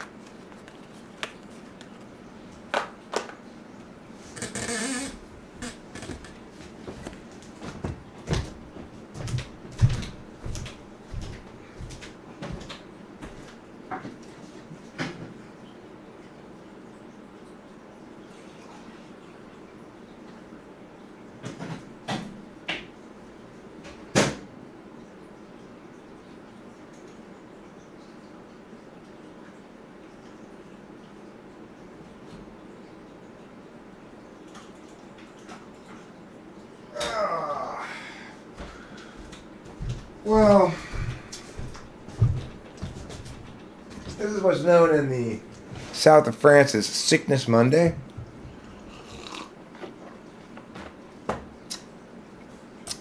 I'll probably be wrapping this up pretty soon.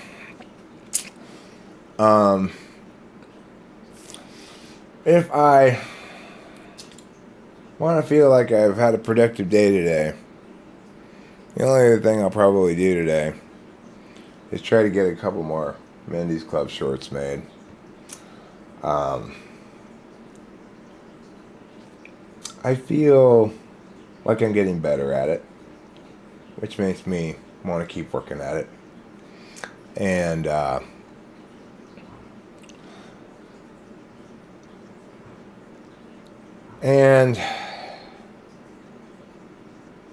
it makes me happy hanging out with them, you know. The thing I don't like about it is the physicalities of it. I don't like the fact that it's really hard to get these girls. Well, Mindy's pretty easy to get to sit and even stand up, but Tiffany's really hard to get to sit and stand because her head's so big and she's got these massive hair things coming off, and the rest of her body's so small. Hi, don't you about talking about I am perfectly proportioned. I'm sorry, Tiffany. You are perfectly proportioned. Just because you're shutting out, standing me off. You're right. It's me. Come over here. What? Come here. Oh, she slapped me. That's right, I slapped you. Don't talk all about like that. Sorry, Tiff. I got back so bad. I got COVID. I was like, where are all those heroes?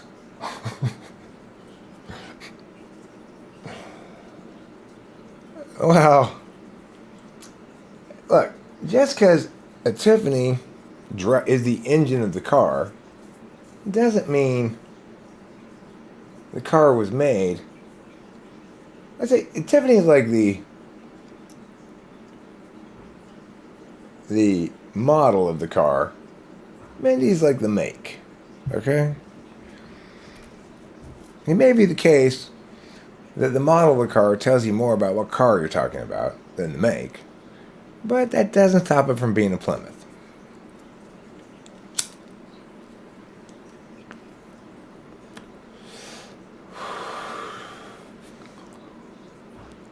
You should put Play-Doh on her butt and feet. Oh, wow, y'all try to touch my butt. I will smack you so hard. I'm not trying to say, don't listen. I'm not listening to him. Don't worry, Tiffany. I have a boyfriend. I know. I wouldn't try to touch your butt. Don't like it, one. My butt's a billion trillion times too good for you. Okay, I get it. Okay, touch my feet off. You're like, I don't know, making me stand off or something. Okay.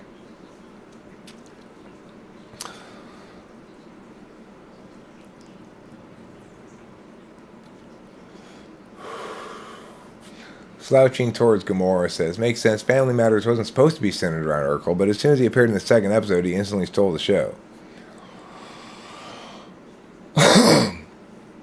I mean, Tiffany is just, she drives the action in the show because she knows what she wants.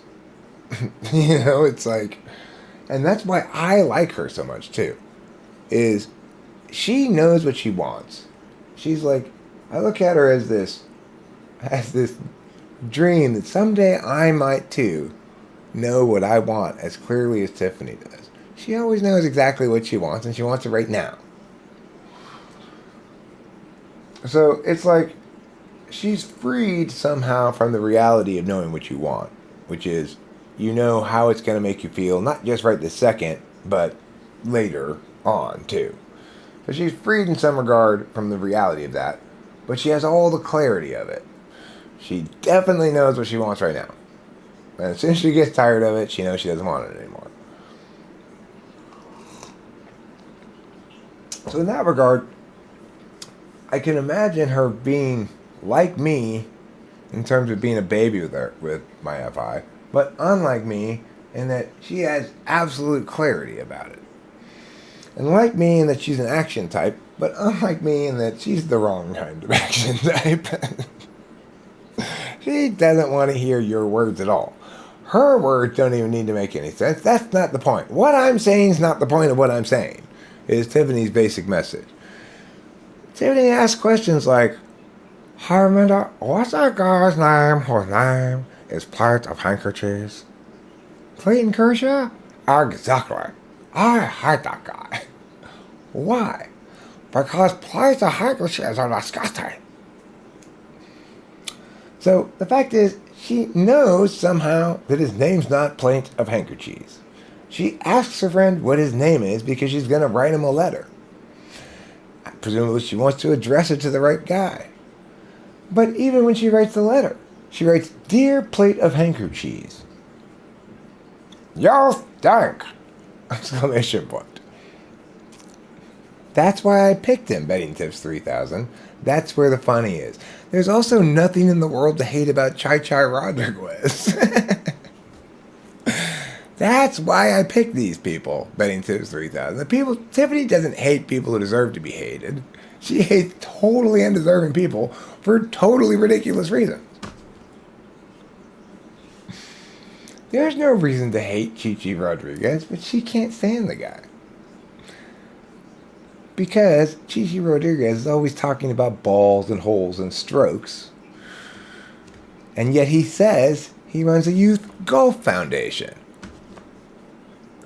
You know, she doesn't get that everybody in golf talks like that. There's no particular reason to pick on Chai Chai Rodriguez.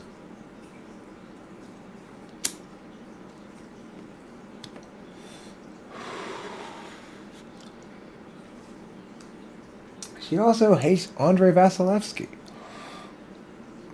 She just doesn't like him because he's on the other team and keeps stopping the right team from scoring goals. So that's the only reason. She doesn't like Andrei Vasilevsky because he's a good goalie. That's her reasoning for hating Andrei Vasilevsky. And, well, I mean, once the playoffs come around, Sachin Gamora, I've already got planned out. Tiffany's going to do some rants about how you can't put on a plate of handkerchiefs during the playoffs because the opposing team doesn't like that kind of hors d'oeuvres. That's why they keep handing it away from them.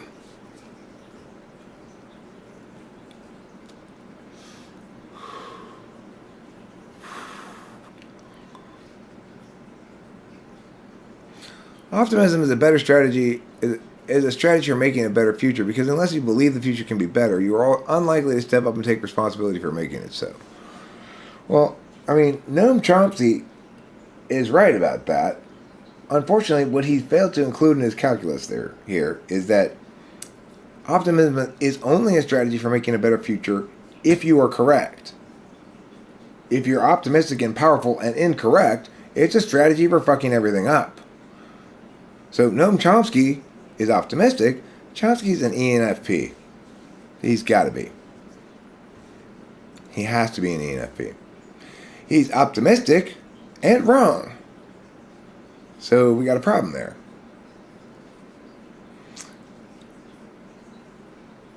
Do you think it's possible to measure how wide a rainbow is?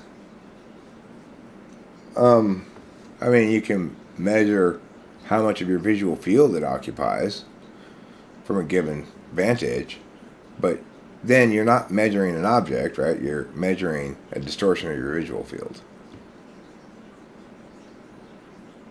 You can play these kind of TI games all you want, and all you're showing is that language is flexible enough to make it difficult to provide a test of what comprises a physical object, that language can't play certain kinds of communicative games that would seem to invalidate that test.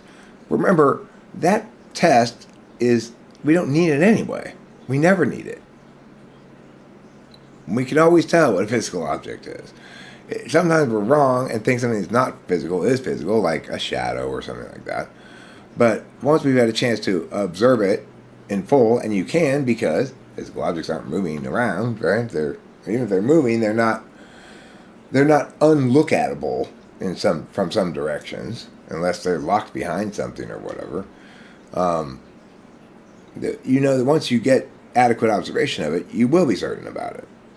To the extent that certainty is definitive regarding the matter, it's about that question, whether it's a physical object or not. My love may be like a red, red rose, but it's not.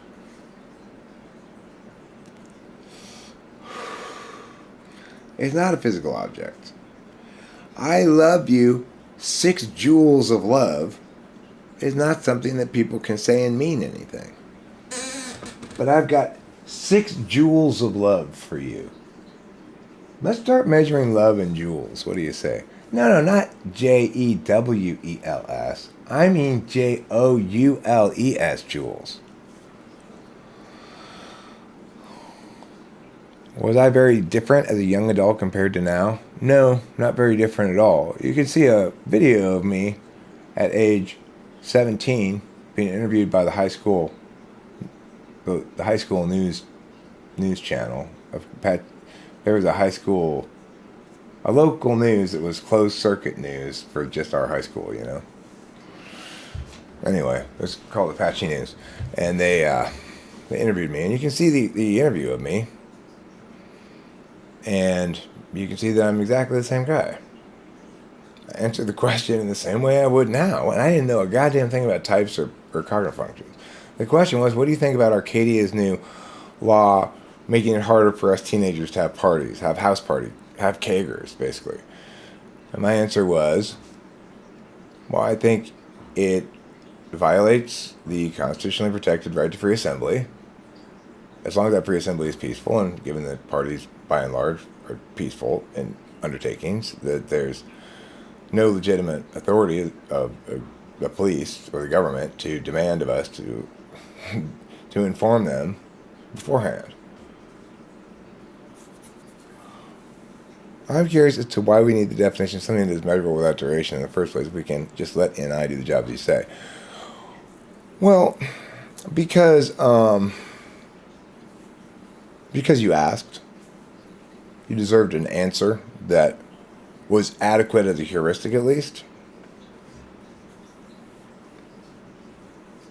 I get that if we're going to be talking about physical objects versus metaphysical objects, that we want to be able to draw distinctions between them. The real distinction is that which is subject to the law of non-contradiction is either a physical object or a communicatively parsable object.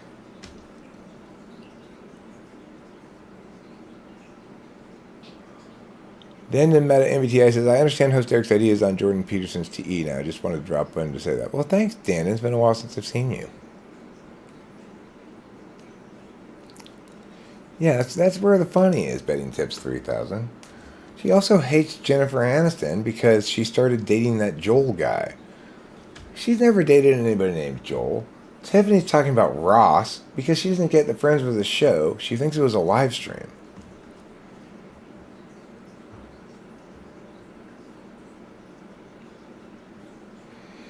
Do I argue with the cops if you think they're wrong, or do you kind of know better not to bother that they are right even if they're wrong? I mean,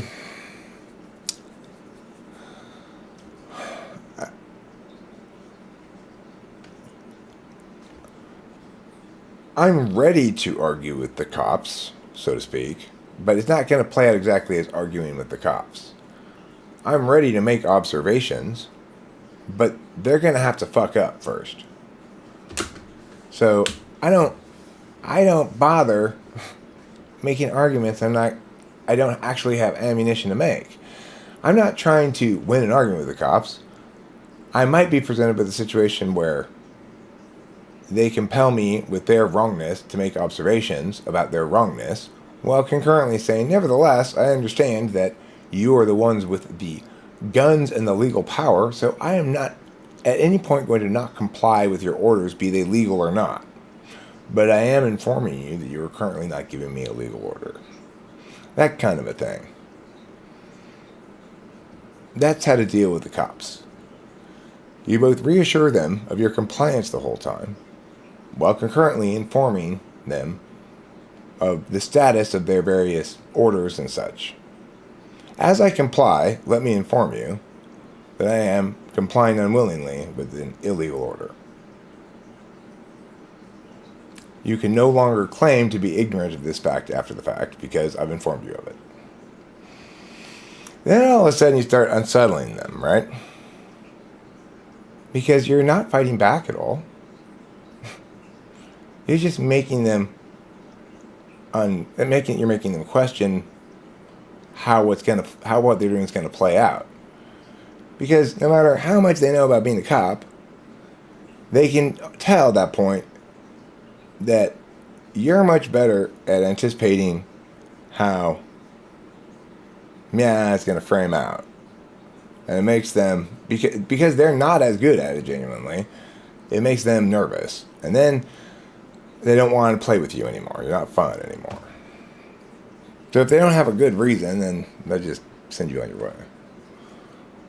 If they try doing stuff like that. But the thing is, once they try doing stuff like that, you're already in too deep. You got to manage those interactions right from the outset.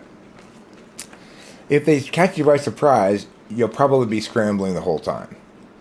It's unavoidable. They have too much of an advantage in so many different ways in the execution of that interaction that it's almost impossible, if they catch you by surprise as well, that you will ever successfully catch up narratively to what's going on, even if you're me.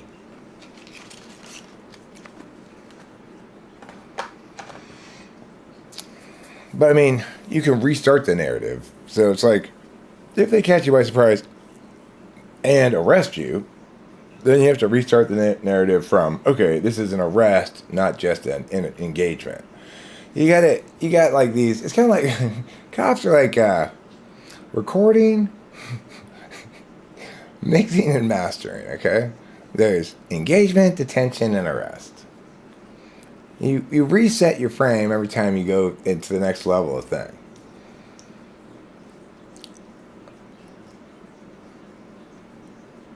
Well, the thing about disorderly conduct is it's a way to get people in trouble who won't stop making a big scene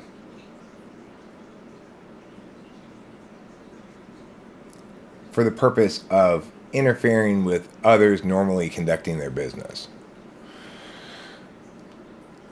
It may be too easy for cops to abuse, but the reason for that,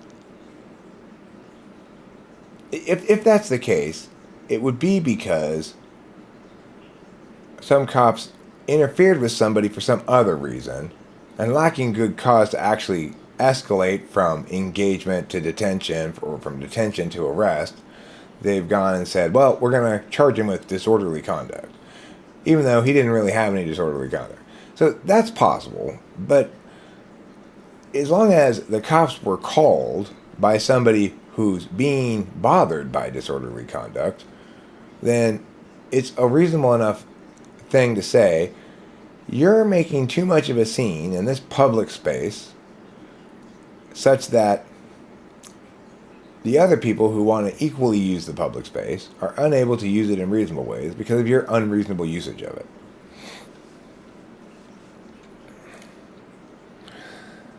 The core question, before anybody's ever charged with disorderly conduct, the first question should be, did somebody call the police to complain about something? And that's why they were there. If not, we should be very skeptical about it. That's what the police need to do in general. Their job is to show up when people call them because people are having some kind of problem for which the police are the appropriate people to call. So,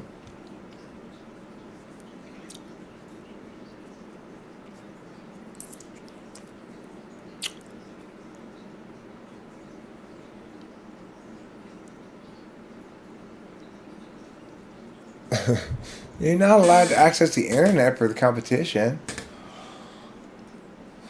But why are they making it artificially not like real life? Why don't they let you compete with all of the advantages you have in real life? I don't see the point of this competition.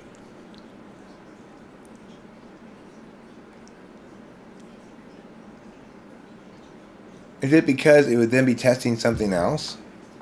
Would it then be testing your ability to compile nodes? I mean, isn't that what coding is nowadays? Node compilation? Hey,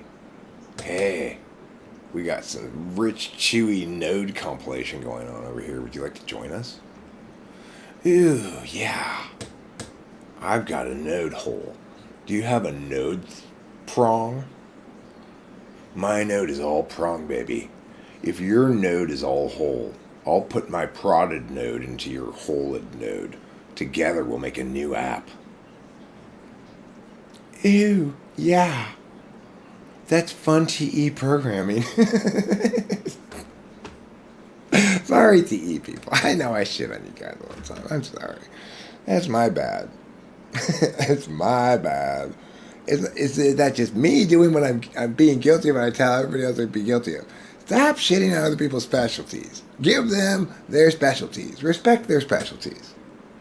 Understand their specialties are very specialized. And you might think it's fun to twiddle and twaddle over here in their specialty occasionally, but get out of their way when they're doing important business. And give them the respect they're due. TE, I respect you. I'm sorry I talk like I don't all the time. It's my fault. It's because I countervalue you. I'm sorry, I just do. I countervalue you and all your solvency and your utility and all that stuff. I just go, TE's that thing you never know how long it's going to take until after it's done. That's all TE is. TE is the unpredictably long, boring part. Welcome to TE. Unpredictably long, but guaranteed boring.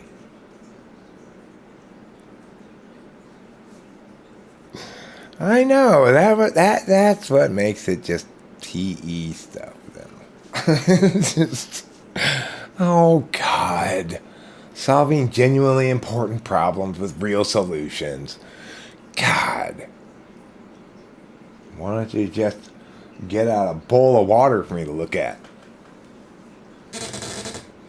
I'd have more fun looking at a bowl of water.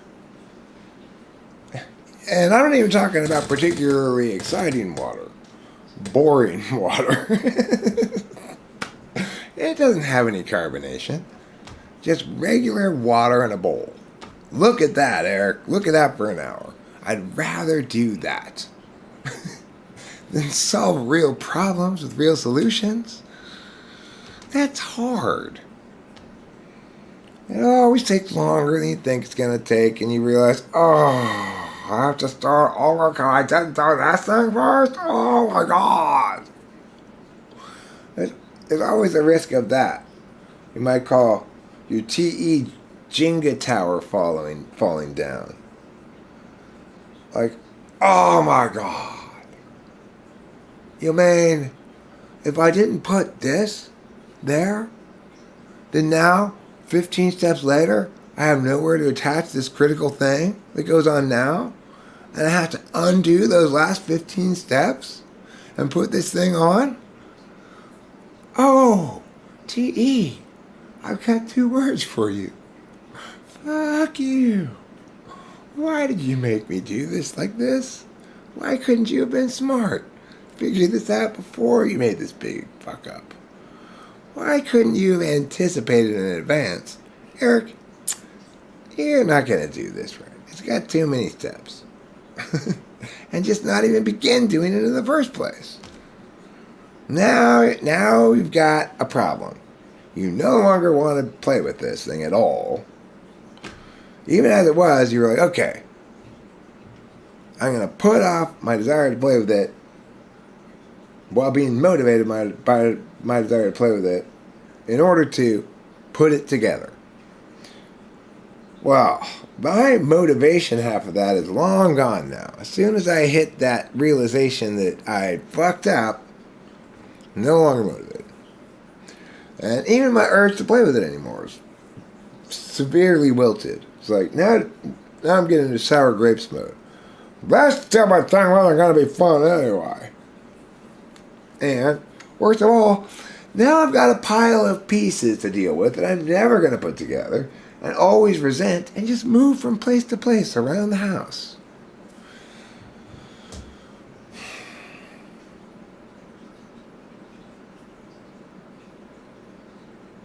That's why I sing the blues. I have the blues because my problems won't solve. My dogs have fleas. I fucked up again, and oh, my knees! I've been crouching too long and accomplished no thing. OTE, OTE. Go away and sing. And my poem for TE. See, I don't solve problems. I write poems about how solving problems is painfully difficult. That's how I solve my problem with problem solving. I engage it poetically.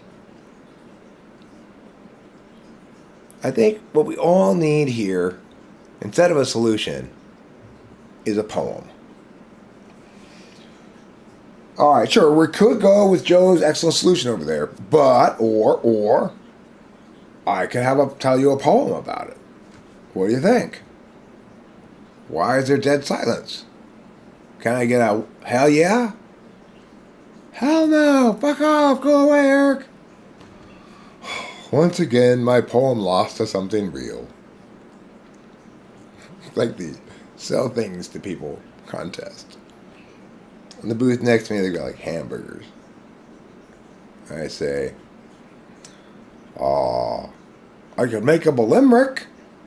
Nobody wants to buy your limerick. They all want hamburgers.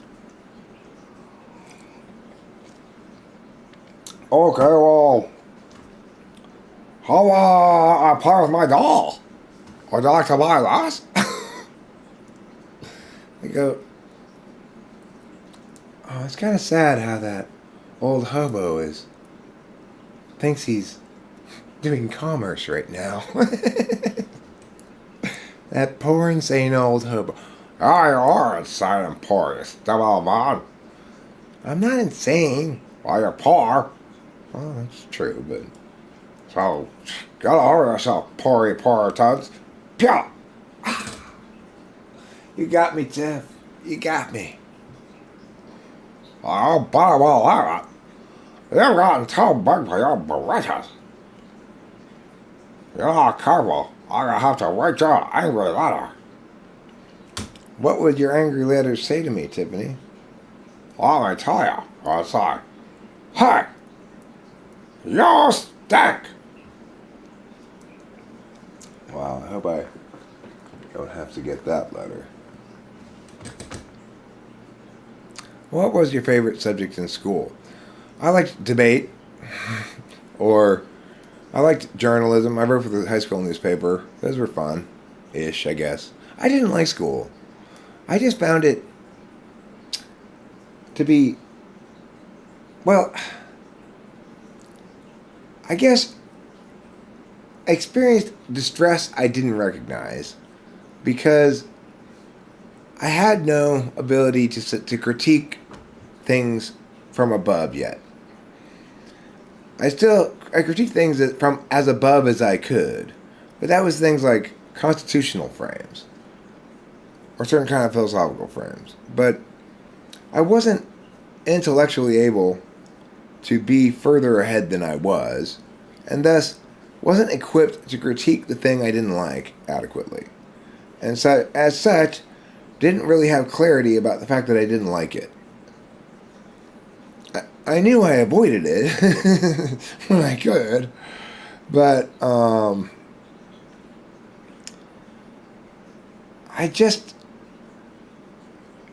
put it this way. It was clear, I think, to everybody who could know things like this, that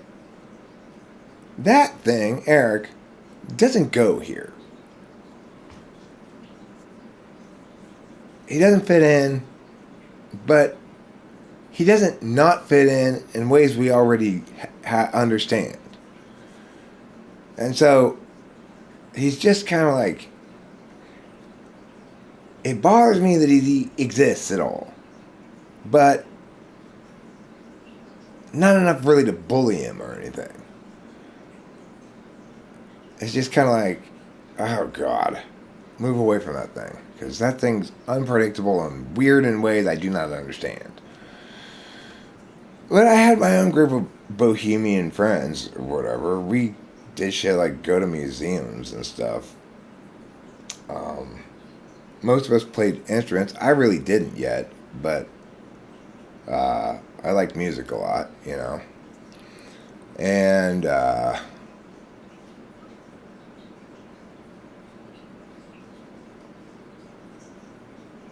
I didn't feel lonely or unpopular or anything, and yet we were definitely not part of the popular group.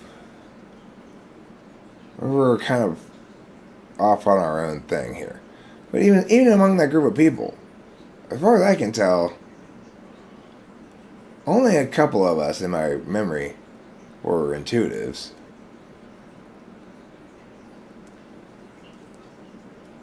And, you know, one of the intuitives was an ENTJ, which is not really very intuitive. In a way that resonates with my kind of intuition, anyway. Because they're instrumental in their NI, so from my perspective, they're going to be using as a whore what they should love as a wife.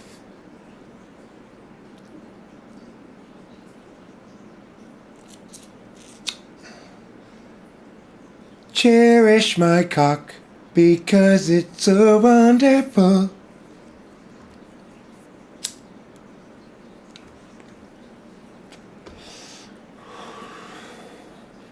Did I score well in exams? Not particularly. I graduated high school with a 3.4 GPA. I got 1,270 on the SAT. I almost got a perfect score on the verbal part, though. I just didn't do very well on the math part because I stopped taking math as soon as I didn't have to take math anymore.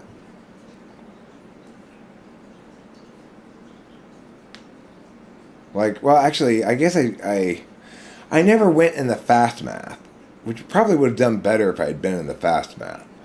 But because math was taught so stupidly from the get-go, I never appreciated what's good about it. Because nobody allowed me to appreciate what's good about it by explaining what it was. Nobody explained to me what math was at any point. I still don't think anybody explains to people what math is. It's like it's a way of dealing with physicalities and quantities, right? And we apply it beyond that scope, but fundamentally, to the extent that we can be certain about it, it's because it never deals with things that have identities beyond their physicalities, or aspects of the things that have identities beyond their quantifiables. If it is dealing with things that have identities beyond their quantifiables, that's when we start using things like irrational numbers, because no rational number can rationally quantify that which isn't quantifiably rational, right? In a rational way, in a binary, static way. You can't statically quantify dynamic things with a single number. You have to always describe some vector of their dynamism as an equation against something else, right? Because nobody explained to me what it was, I had absolutely no reason to be interested in the details of it. You know, it's like, don't try to Mr. Miyagi me. Look, you just wax my car, and then later on, I'll let you know what you've learned. No. No, Mr. Miyagi, you suck my dick, and then later on, I'll blow my load on your face. Because that's not how shit works. That's entirely backwards. The purpose here is, I know what I need to learn. It includes not just some things that I know I need to learn, but that I know I need to learn what I need to learn about these learning areas. So first, explain to me what I need to learn about these learning areas given this frame. Then, I'll decide if I need to know the specifics of each of those learning areas because that might not be where I need information. I only need it to a certain level, right? I don't need to be the world's greatest expert in pine needles. I just need to find out if this is from a pine tree. So, let's say maybe I decide I need to be able to distinguish between pine needles and leaves. Well, then I might need some rules of thumb. But I don't need a bunch of details about because what I need to learn is always determined by why I need to learn it and not anything else.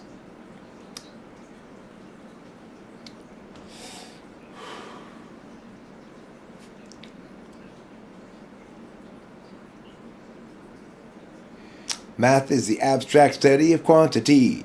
Yeah.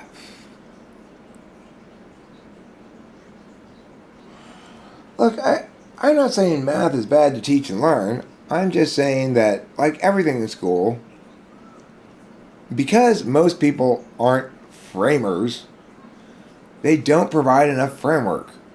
And because most kids aren't framework people, they don't even want the framework, and if you give it to them, they can't use it for anything.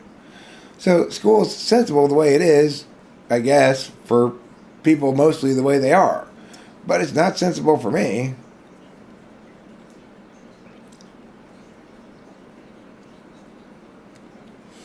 Like, it seems insane to me to try to teach a language anyway but grammar first.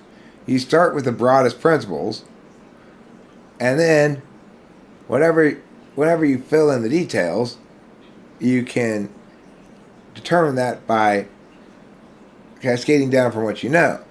But they want to teach languages like get you talking before you know anything. Well, just memorize this sentence. Voy à la bibliothèque. Okay, what did I just say? I'm going to the library. Or I go to the library. Alright, so voy means go. Oh, no. We're not there yet. Okay, so can you tell me all the conjugations of the verb to be, please? To start off, instead of starting me out by talking? Can you tell me about the different tenses? At least, how many different tenses are there? Can you tell me at least about like where direct objects go? Something like that. Basic shit you need to know to construct language rather than just recite it.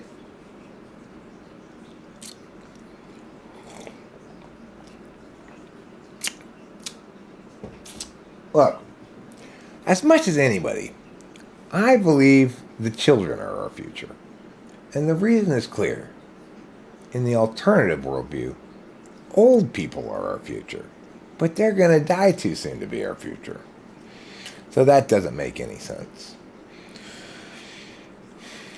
Hence, I believe the children are our future.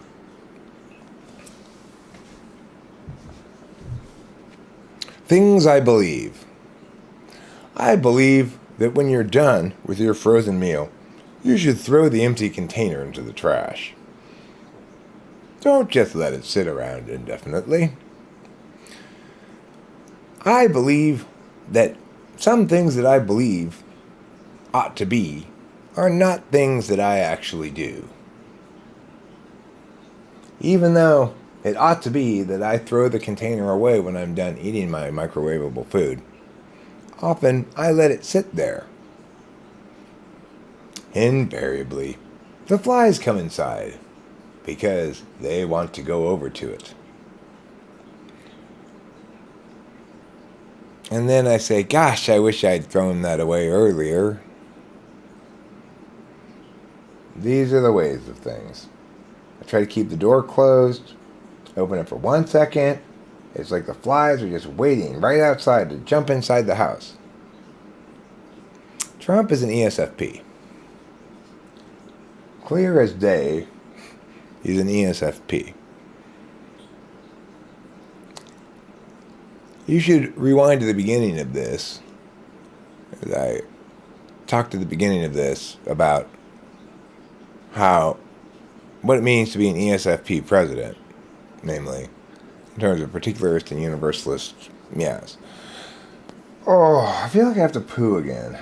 Okay, I think I'm going to wrap this up. Thanks a lot for being here, everybody. I love you all with my emotional heart, but more importantly, I love you with my rationality. That's a lot more reliable, okay, than your emotional heart. My emotional heart, it feels different things at different moments all the time. You know, sometimes I'm like, oh my God, Kitty, you're the most wonderful thing in the world. And sometimes I'm like, don't bother me, I'm busy. You cannot reliably know anything about my love for the cat accordingly. But I love my cat with my reason. I rationally love the cat. It's a status I affirm as permanent. You can rely on that. Thanks for watching, and don't forget to eat plenty of cheese.